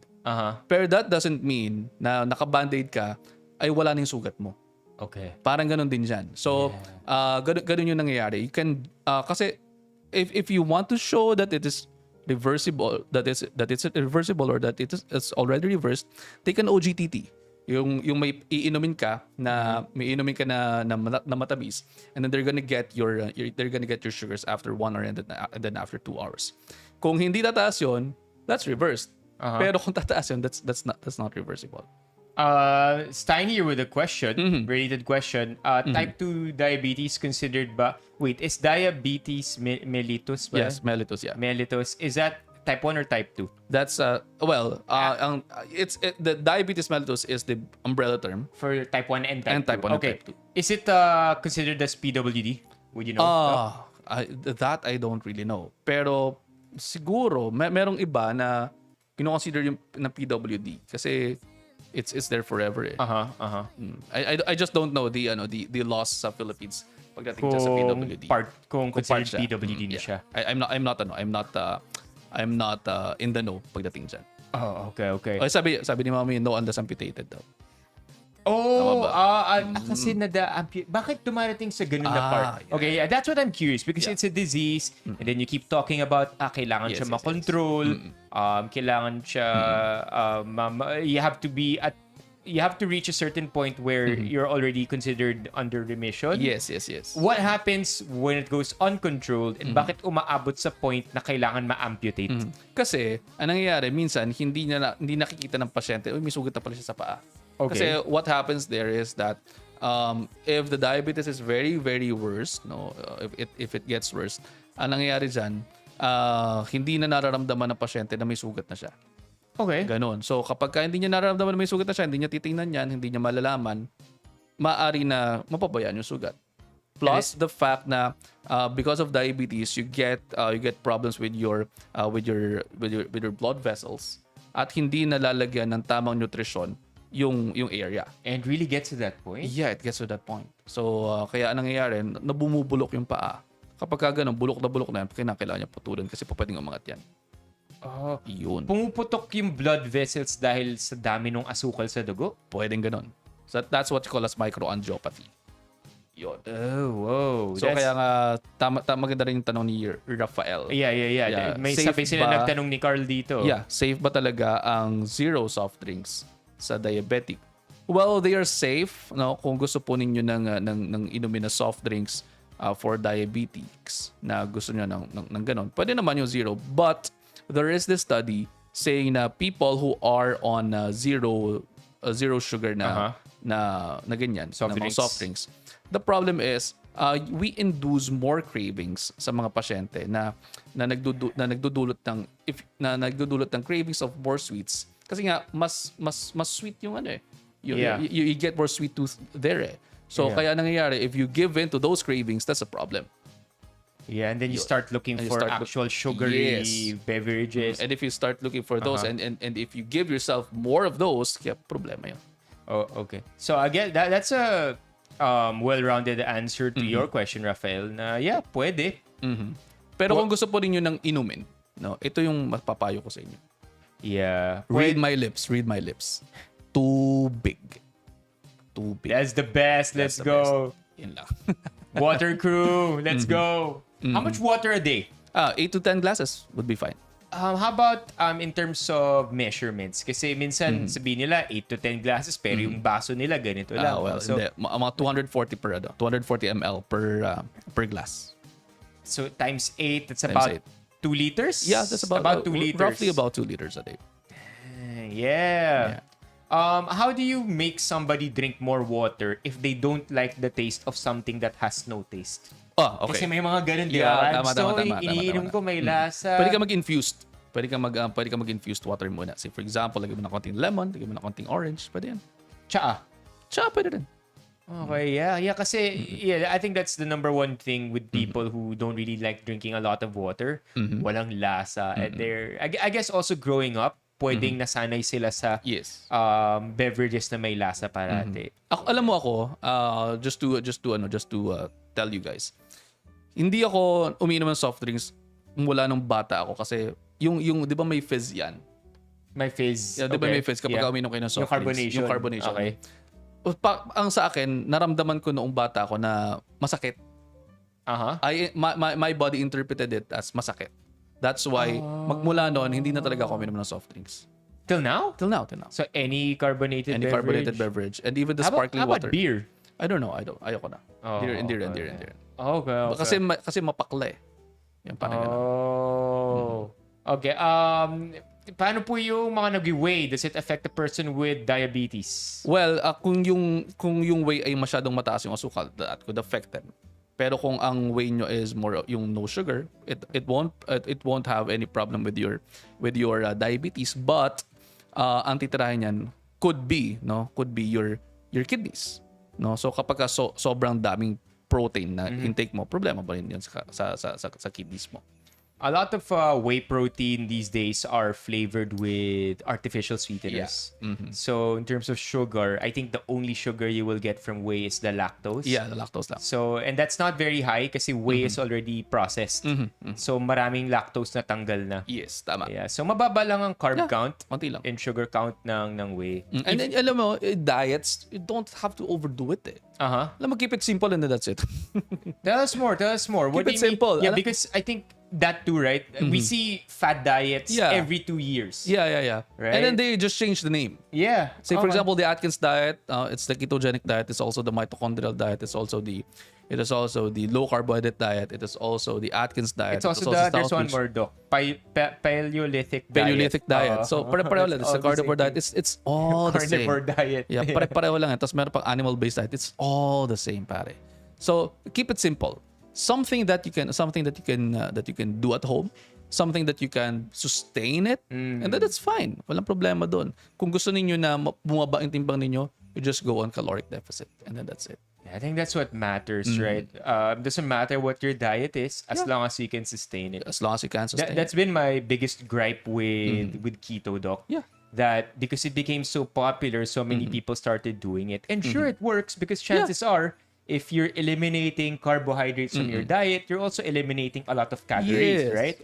Problema dun is, hindi ka na rin pwede mag-ketchup. Hindi ka na, kahit toyo na may carbohydrate, kahit anong may carbohydrates, bawal ka na. So it won't be long before you give in again to carbohydrates because you're surrounded, especially us, ang snack natin kakanin. Yes, gano'n na nga. So may hirap. And I think what matters talaga is it's sustainable. It should be sustainable. Dun talaga ako. Kasi if it's not sustainable, if your diet is not sustainable, you won't go miles. Yeah, Mamma Mia, you're right. No condiments if you're not. So yeah, that was my biggest gripe with the keto diet. Can fruits increase sugar for diabetics? Yes. Kung sobra. That's why kami mga dietitians, we compute the right number of carbohydrates for you. I think mataas ang glycemic load ng maraming fruits. prutas. So, grapes, they say, mataas din. Sobrang taas ng grapes. Depende kung gaano karaming grapes ang akin. Yun. So, isang ganun. Yun. So, tataas talaga.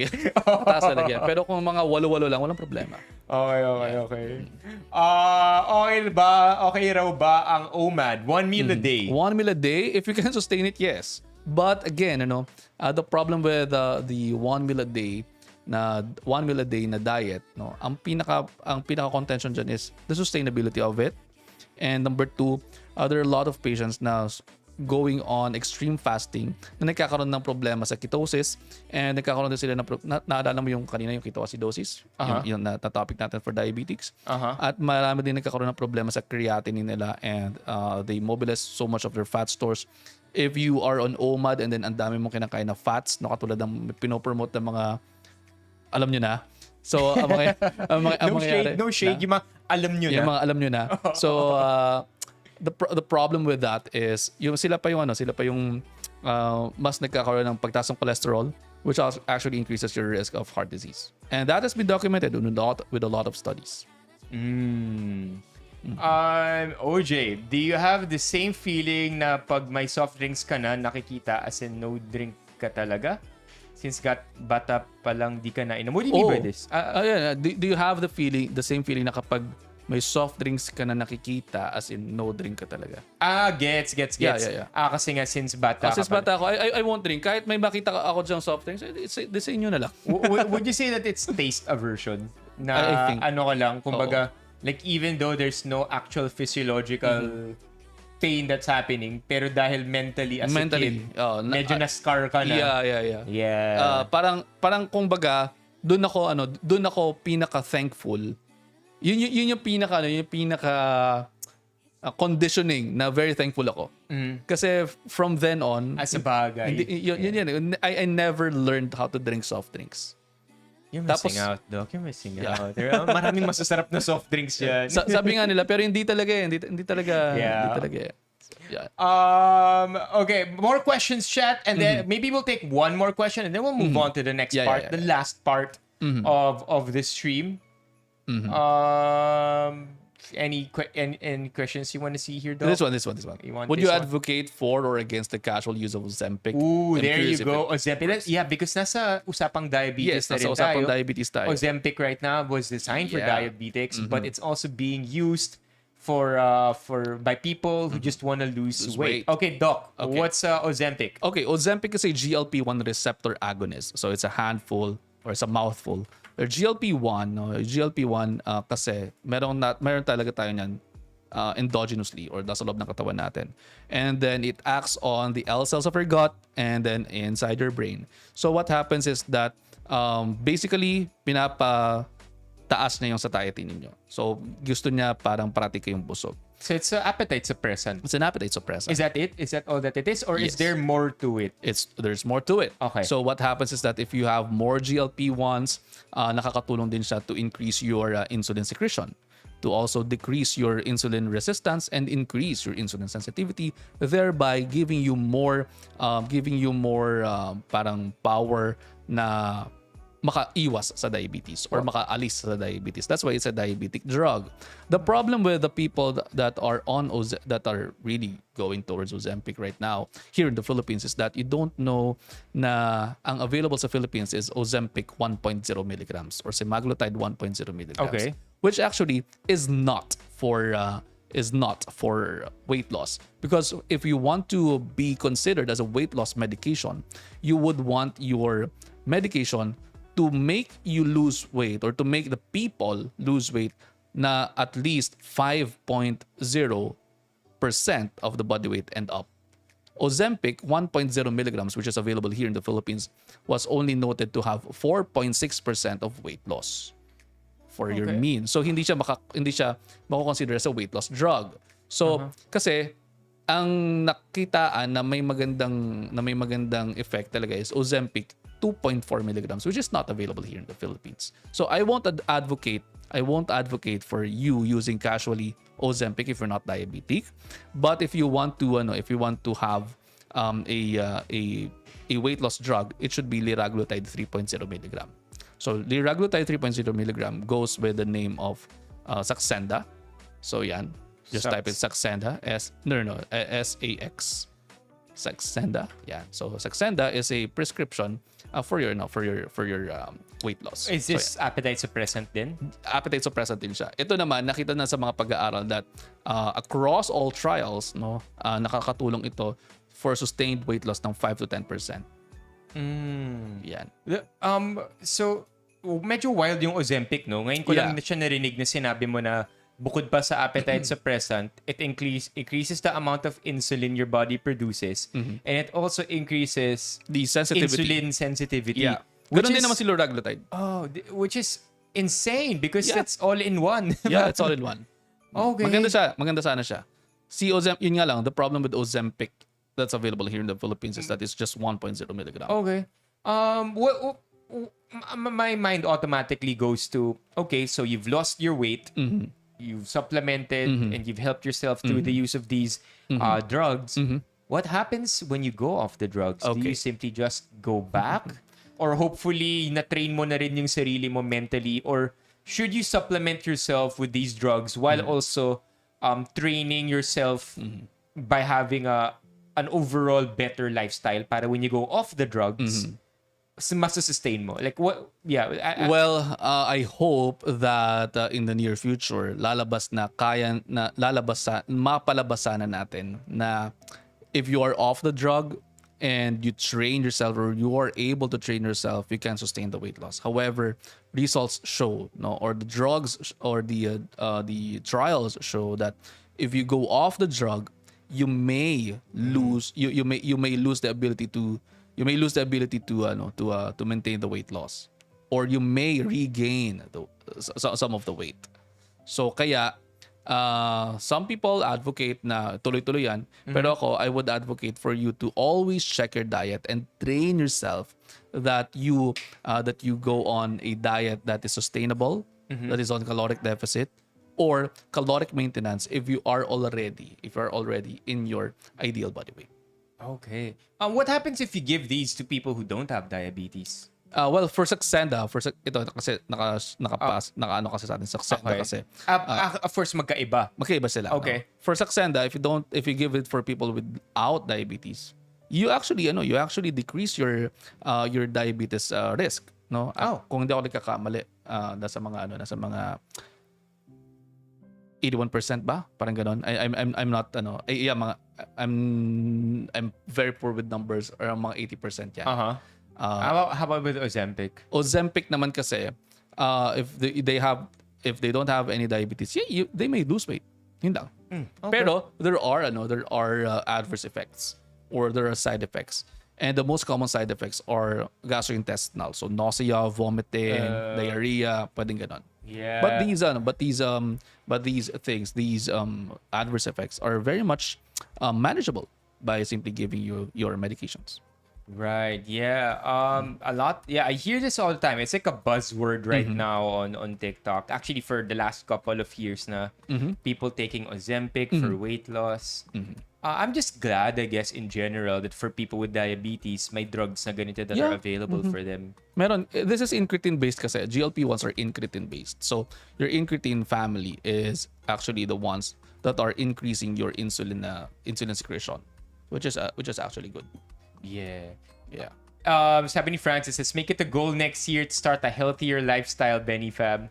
That is true. Earlier in the stream, I guess now that we are more here in the chat, before we move on to the last part of the stream, tinanong dito kanina ni Doc, what are your New Year's resolutions? Yeah. Ano gusto mo, Doc? For 2024, 2025 na natin? 2025 na. 2025. Chad, make Doc happy. Yeah, make me happy, please. Please, palabasin niyo. Don't bring out this Doc. Don't bring out the Doc not lagot that ka. Kailangan Not ito, not that si Doc, Yeah. Doc Dex Pro Max. Ultra Pro Max 5G. Okay, tatakbo pa rin daw, sabi ni Yeah. OJ sa 2025. That's good. Okay. Marami rin ako kilalang tatakbo eh. Tatakbong senador. Ala. Oo nga, actually. How about everybody else? Goals for 2025. Goals for 2025. Ikaw Yeah, I'm what thinking of my goals actually. Honestly, I wanna beat my own deadlift record for okay. 2025. That's it. Maybe that, and then I'll retire from lifting heavy weights, Chad, because I mean, come on, man, I'm getting older, so you can't be lifting that heavy all the time and regret it into the future, especially because I'm not an athlete. So there's no real need for me to be lifting that kind of load. But for one last time, I want to try and beat my deadlift record. So that's me. That's my fitness / gym / health goal for 2025. How about you, Doc? Any health goal for you? Well, for a health goal, I'd like to work out more often kung hanggat maaari kasi nga sobrang busy ng schedule. But to assist that, no, I'll try to work on a project. No, it's called Sandok ni Doc. So Sandok ni Doc. Yeah, so we're Where do you reviving. come up with these names? Parang ang witty. Diba? Sandok ni Sandok Doc. ni Doc. So this one kasi I'd like to revive kasi this one. I had this if you go on my TikTok, you'll see this playlist called Sandok ni Doc. Okay. So we're actually cooking. So cooking videos yan. Cooking videos. Yeah, these are cooking videos. And then I'd like to revamp the whole thing. And then ang gusto kong gawin is magpagawa ng studio for it talaga. Kasi this is just a makeshift studio in my studio. So I'd like to create something out of it na mas malaki. I'd like to create something na mas malaki. And then gusto ko sana more healthy recipes ang i-share sa inyo.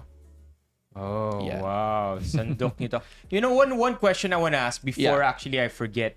Doc, where do you get the time, man? You have meron kang patience, meron kang nagki-clinic ka, you do your procedures, and then you create content that isn't, it's not like my content where we just clip out live streams. You're creating content from scratch. Yeah. Yeah. Look at this. May cooking pa si Doc.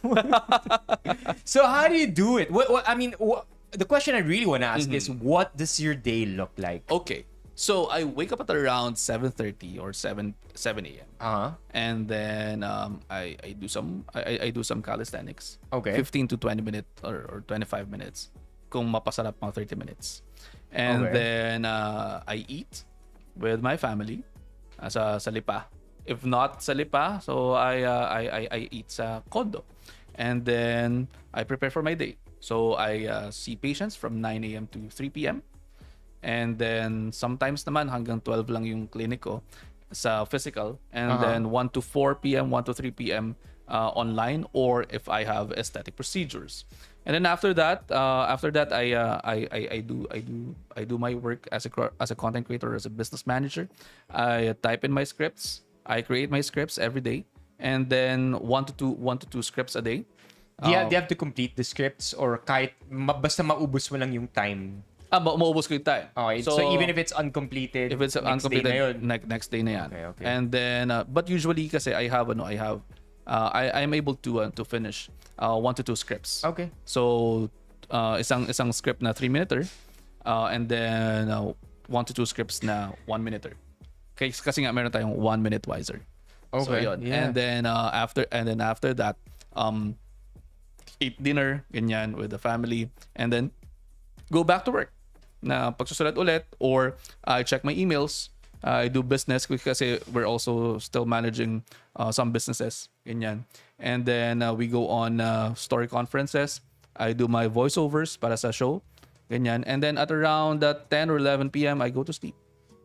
That's it. That's a full packed day. Yeah. Do you have days off? Yeah. Days where you rest? Sunday, I rest on Sundays. As in, what does a rest day look like then? The rest days look like I go out with my girlfriend. Okay. And then after we No go, work. You guys don't No, talk no, about no, work. we don't because talk about girlfriend din doctor din girlfriend mo. So Yeah, you guys so- are pretty busy. Yeah, sobra. So Okay. siya din minsan she flies out of the country and then comes back na after a month or so. So ganon ang nangyayari. So ang nangyayari diyan ay we don't talk about work. That's an unspoken rule. We don't talk about work. We just talk about the weather. We just talk about other stuff na basta it's not related. Yeah, just spend time with each spend other. time with each Sunday. other. Yeah, on Sundays. Okay. And then that's it. I don't believe in time management because we all have 24 hours in a day. Pare-pareho lang naman po tayo ng oras. Sinabi ko rito kay Gretchen Hoy. I don't believe in time management, but I believe in task management. Oh, let's go. Task So, yeah. management. Kasi I prioritize my tasks. Ito nakuha ko naman to kay Anthony Panglinan. So I prioritize my tasks. So I write down everything that I need to do, and then I prioritize these ones. And then at the end of the day, once I prioritize them, gusto ko yung nagtitik ako ng boxes. Right. So yun, sa papel pa rin yun. And then yung after ko mag-tick ng boxes, and then I also check, tama ba yung pagkaka-prioritize ko dito o may mali akong ginawa dito, so that the next time that I am going to prioritize my stuff to do, alam ko kung ano yun yung dapat inuna ko to, ganyan. Kasi it's still a work in progress. I am still a work in progress. Hindi ako hindi pa ako magaling sa ginagawa ko. And I believe na hindi pa rin talaga. Kaya yun, I'm still learning. I'll be real with you, Doc. I have a objective task for the day. And then gagawin ko lahat ng mga madadali lang. Yun, And then naiipon na lahat ng mahihirap. Yeah. Yun naman ako, ang ginagawa ko naman, inuuna ko yung mahihirap. That's what they keep saying. Yeah. You will not hear any task management, time management guru say na unahin yung madadali. They always say habang meron ka pang, habang di pa fatigue yung utak mo, gawin mo na yung mahihirap. And then I also do the mirror technique. What's the mirror technique? Or the mirror principle, whatever. Say for example, I have a task. I have, say for example, I work with brands. We all work with brands. If I'm working with a couple of brands that are due for, say for example, Monday, Tuesday, Wednesday, Thursday, Friday, I work first with Friday. Okay. And then going towards Monday. Para na sa ganon, ito patapos na to eh. Parang ganyan. That's interesting. Wait, let me say that again para to see kung naintindihan ko. Wait, so you do a mirror task. So you start with your tasks on Monday and Friday, then Tuesday and Thursday, and then Wednesday. Yeah. What's the logic there? Like what's the how is this more efficient? Kasi mas nag-ano ako sa cramming. Oh. Kasi 'di ba sabi ko sa iyo, kung hindi ko matatapos tong sa araw na to, it would be carried over the following day. I natuto kasi ako ng moving on. So, kapag hindi ko na siya natapos sa task na to, so I still have that leeway. Pero I'll be very pressed na Dex, kinakailangan mong gawin tong Friday. Sa Friday kinakailangan mong matapos yung for Monday. Kasi kung hindi mo matatapos to, wala ka na.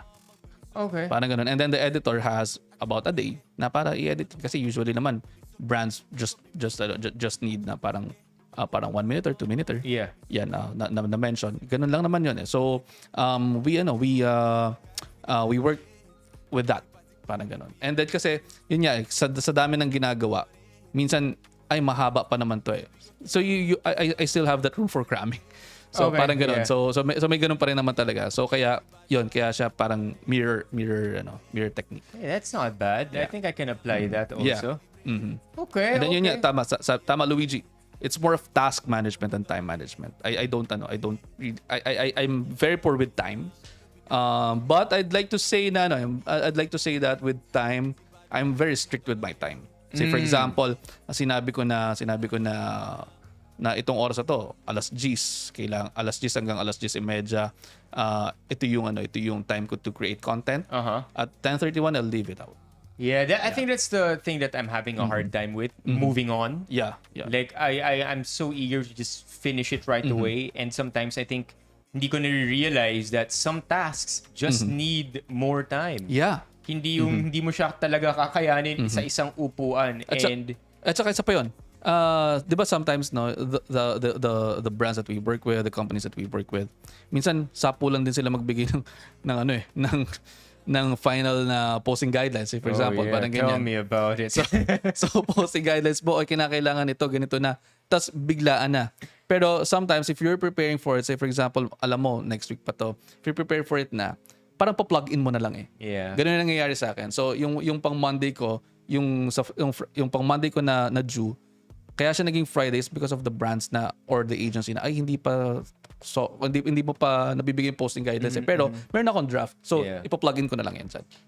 Kasi nagawa ko na to itong pang Monday last week pa. Parang ganun. Okay.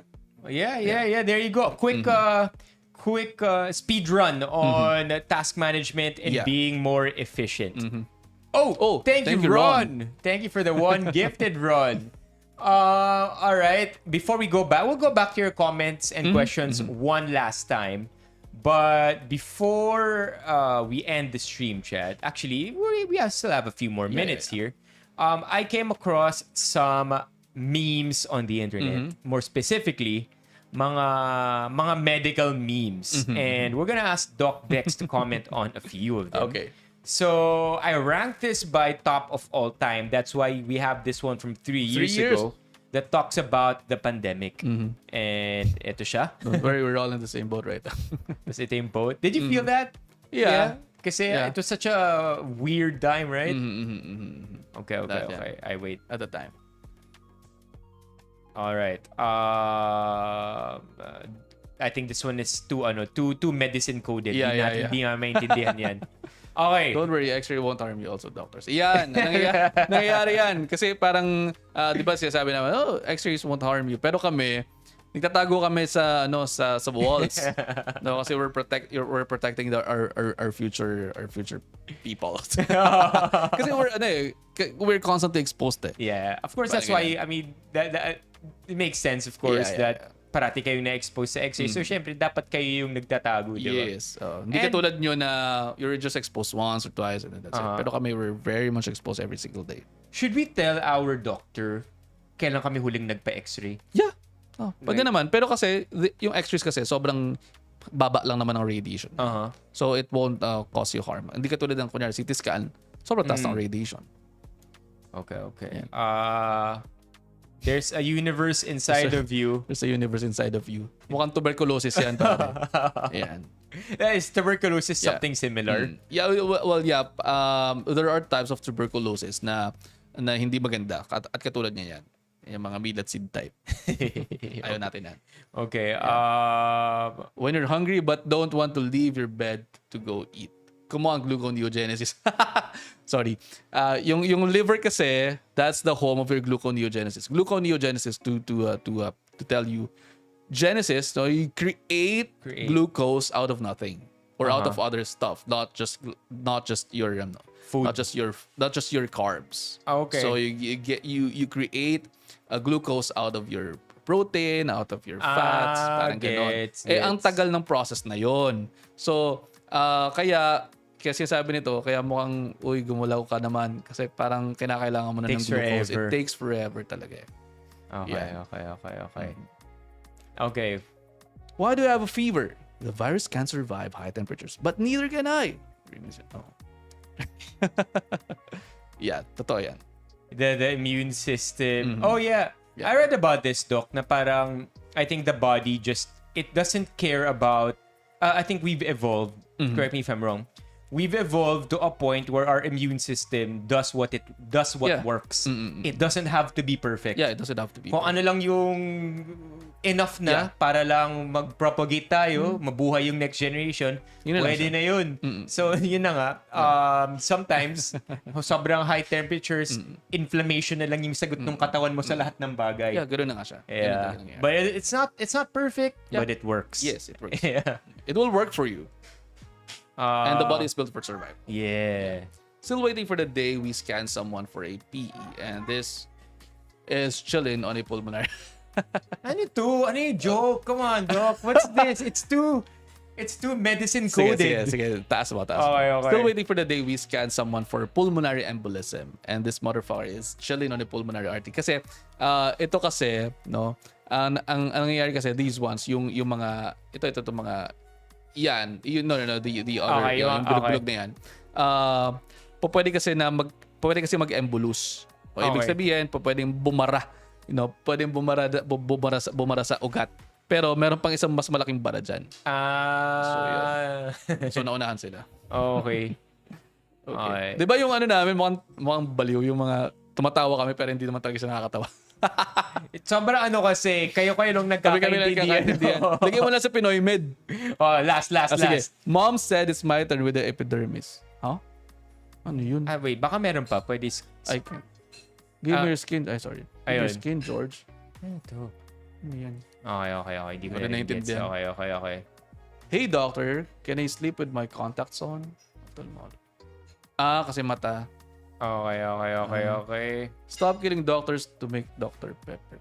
Okay, di ko rin gets. Take last. Time to test your reflexes. Dodge's little knee hammer.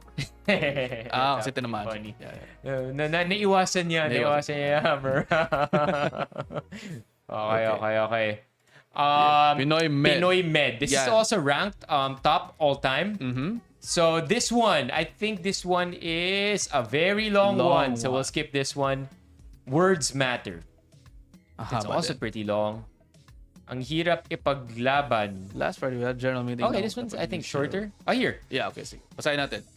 Alright. Last Friday, we had a general meeting na ungkat ang pagiging zero applicant for residency.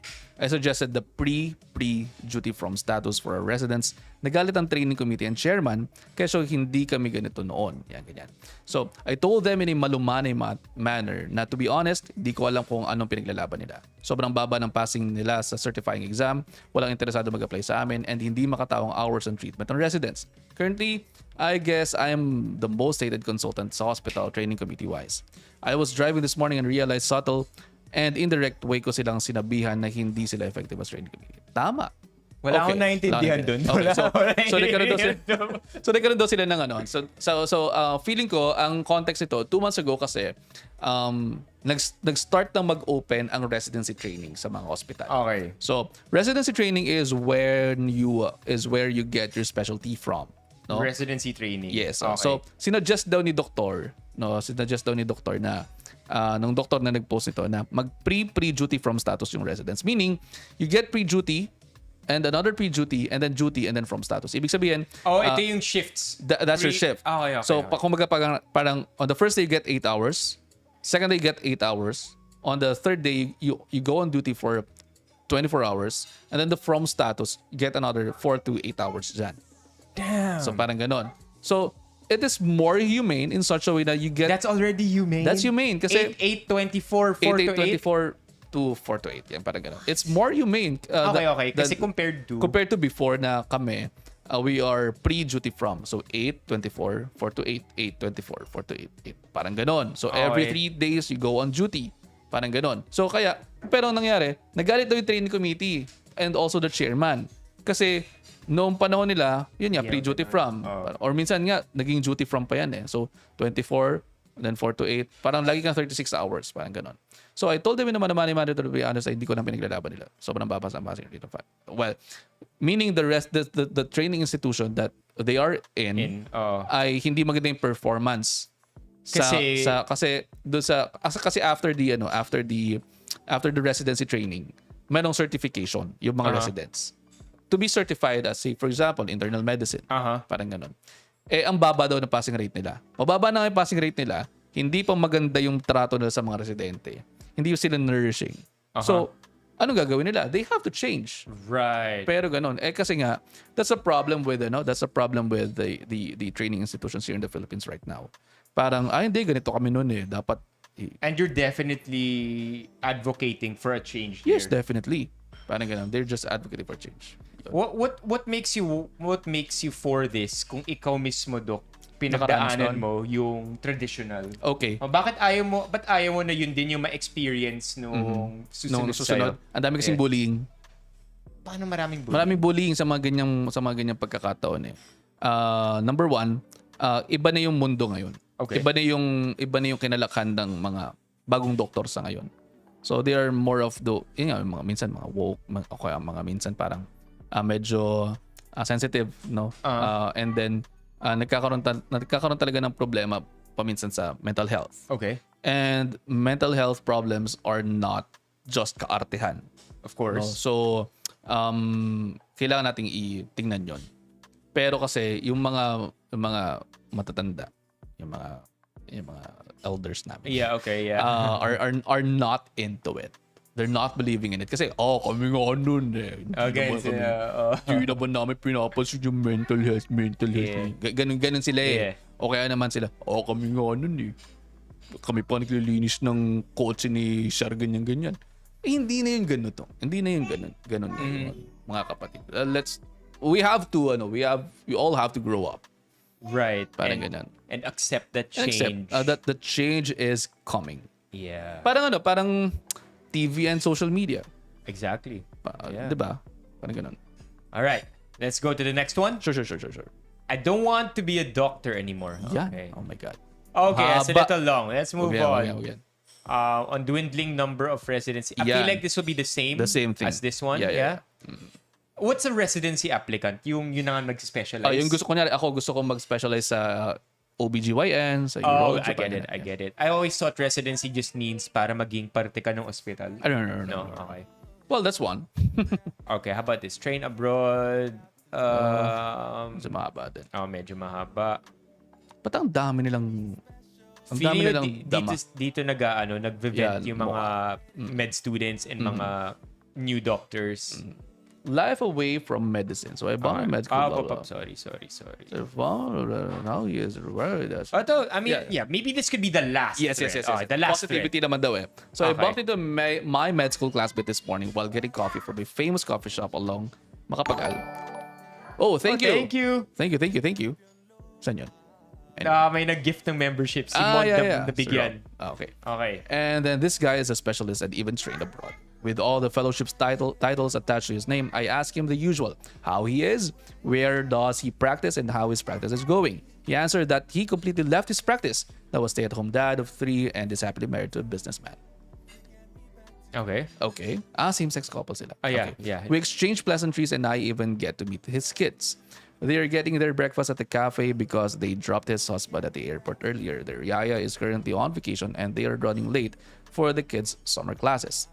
When they left, I was astonished that one of the greatest minds back in medical school has totally turned his back on his profession and, as I can see, is extremely happy. I stalked his social media and I can see that he is extremely elated and fulfilled with the life he has chosen. Others might say sayang, but honestly for me, it is not. Success isn't measured by titles and money, but from happiness that you have in your heart. I Ang wish Doc isang and his doktor family ba well. pwede mag-prescribe ng gamot sa sarili niya? Oo naman, Or may pwede. law ba bawal ito? Pwede. Walang pwede yun. Pwede. Sa nektar. Oh naman, let's go. Pwede. Napakadali nun. Napakadaling sagutin nun. Pwede yun. Ginagawa ko yun. Okay. Oh. Alright, let's Yeah, talk about okay. this really Let's talk quickly. about this. Yeah, No. I think we go full circle here because nung nagsimula yung stream, you were talking about how knowing yourself enough para intindihin how you will go through med school. Yeah. Because it's not for everyone, Yes, it's you not for mentioned. everyone. Yeah. But at the same time, hindi ibig sabihin hindi para sa'yo. Masama ka na or like mahina ka Mahina or ka na. you're not smart enough or good enough. You just have to know what you're gonna Yeah, gonna be go good at. through. I mean, you have to find out what you're gonna go through. Yeah. So that in the end, wala kang regrets. Kasi Yes, isa rin yes. yun sa mga pinag-usapan mo kanina, Yeah. Doc, that ayaw mo rin iisipin na one day, what if tinapos ko na Yes, lang? oo. What if ginawa ko to? Ganun, talaga. Okay. Yeah. Kasi katulad dito, life away from medicine. Alam niyo sa katotohanan, kahit doktor ka, kahit ako, doktor ako, I'm still thinking, full on na when I reach 45, I won't be this toxic na pagtatrabaho bilang doktor, bilang content creator. So you admit, medyo admit. toxic yung... Toxic yung buhay ko. Okay. Kasi it's living on from time to time eh. Yeah. 10:30 to 11:30 you gotta go Right. home. Like, parati na lang compartmentalized. Yeah, oras mo. everything compartmentalized eh. I actually have a lot of sacrifices, not seeing my family, not seeing my pamangkin, not seeing my dad, no? Kasi nga kailangan kong magtrabaho, ganyan blah blah blah blah blah blah. But I'm doing this so that binabangko ko na pagdating ng panahon, magkakaroon ako ng mas maraming oras sa kanila. You think Parang that time will come? That time will come. And I think kaya ko siya by around age 42 to 45. 40 to 45. Yeah, that's my goal. Parang ganun. Tama to, life away from medicine. I also had the same experience that one of our great minds sa medical school right now is happily married sa kanyang husband, and they now have 2 kids. She left residency. She's one of the greatest minds in medical school, greatest minds back in high school. Nakaklase ko rin siya. And kahapon, she texted me, greeted happy feast day of the Immaculate Conception, and we exchanged thoughts about the things. And she's very happy being a mom. Diba? Did she ever talk about medicine still? Yeah. She was a radiology resident. Uh-huh. And then So naging doktor siya. naging doktor siya. Just doktor left talaga siya. practice. Just left practice. She's one of the greatest minds in medical school talaga. And then she's very much happy where she is right now. So, alam mo yun, parang it's not for everyone. No, na it's not for everyone, kahit na ang galing-galing mo pa, ganyan-ganyan, top ka pa na kung ano. It's not for everyone eh. Ako katulad ko, I'm going full circle na rin na parang I'm trying to shy away from the practice na medyo toxic. Say for example, I don't want to admit na anymore ng mga stroke, ng mga mga sobrang, alam mo yun, ng mga sobrang complicated cases. Uh-huh. And I want to stick with my practice of aesthetics and lifestyle medicine. Just choosing my patients, no, getting enough dun sa magiging kikitain ko, magiging enough for my bills and a lot and a little more. Kasi nga, it's not just about titles and not just about money. I have a lot of titles in my name. And A lot of tinatago ko na money to. also. Sana. Kung titingnan nyo yung totoo, yung pangalan ko with all my honorifics. So I am a CPCFP, that's Certified Primary Care Family Physician. I'm an R&D and I'm a registered nutritionist dietitian. I'm an MD, Doctor of Medicine. Again, I'm a CPCFP. I'm a diplomate of the International Board of Lifestyle Medicine. I'm a diplomate of the Philippine College of Lifestyle Medicine.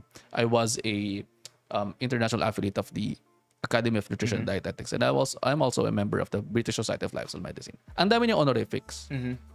And I don't really boast it online. I don't post it online to boast. I actually hide it. Yeah, actually, what I noticed is you don't even have Doc in your Instagram. Diba? Wala. It's just Dex Makalintal. Yeah. Kasi, alam mo, parang that's a reflection of me na bala kayo sa mga mga honorifics nyo kasi yung iba talaga FP blah blah blah blah blah blah. O di sige kayo na, parang ganoon. That's why Dr. Nextor was born out of my brain. It's my brainchild kasi nga I want the practice of medicine be democratized more and the doctors to be put down from pedestal, and then that we have to be there na kausapin nyo kami. Sabihin nyo sa akin yung problema nyo at bibigyan natin ng solusyon. Parang ganun. So, kasi, alam nyo, parang, again, it's not about just titles. Kaya kong sabihin sa inyo, I top the diplomate board examination, but kahanapin nyo ba yun? Hindi yun mananapin yun. Hanapin nyo, doktor na makikinig sa inyo.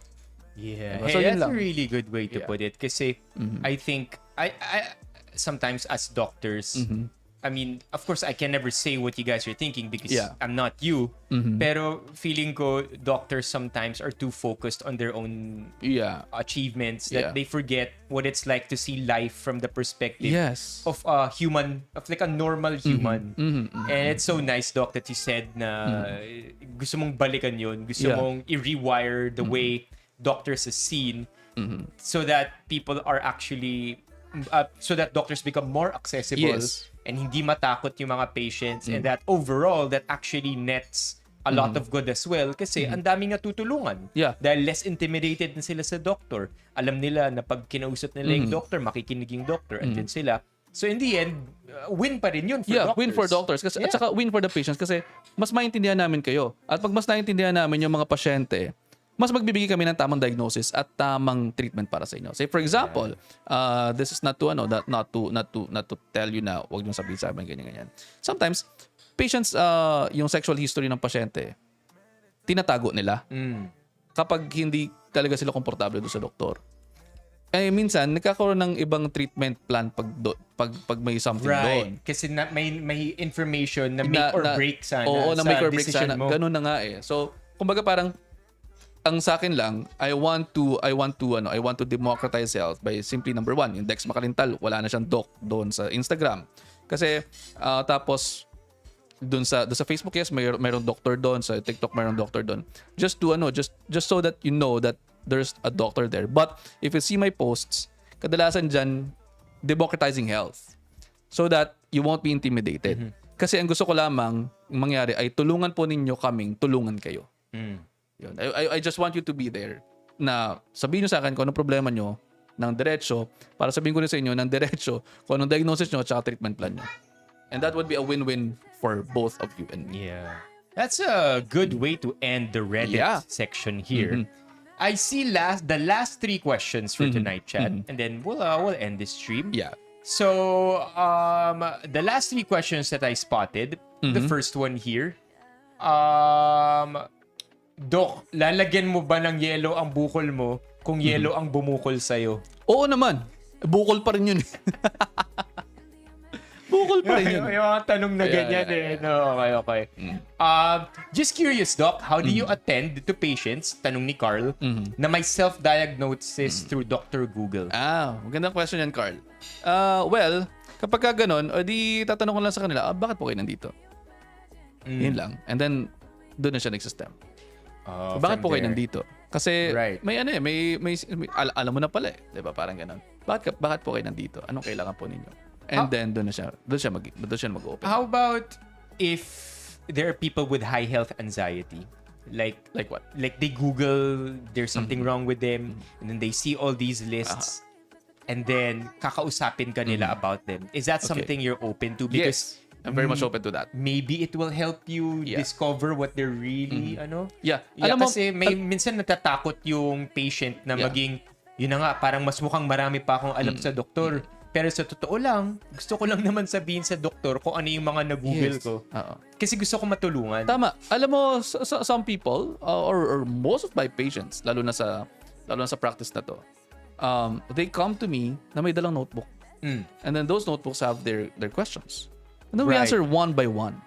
And then after that, tatanong sa kanya, take away your notebook, masagutan natin lahat, ano yung problema mo?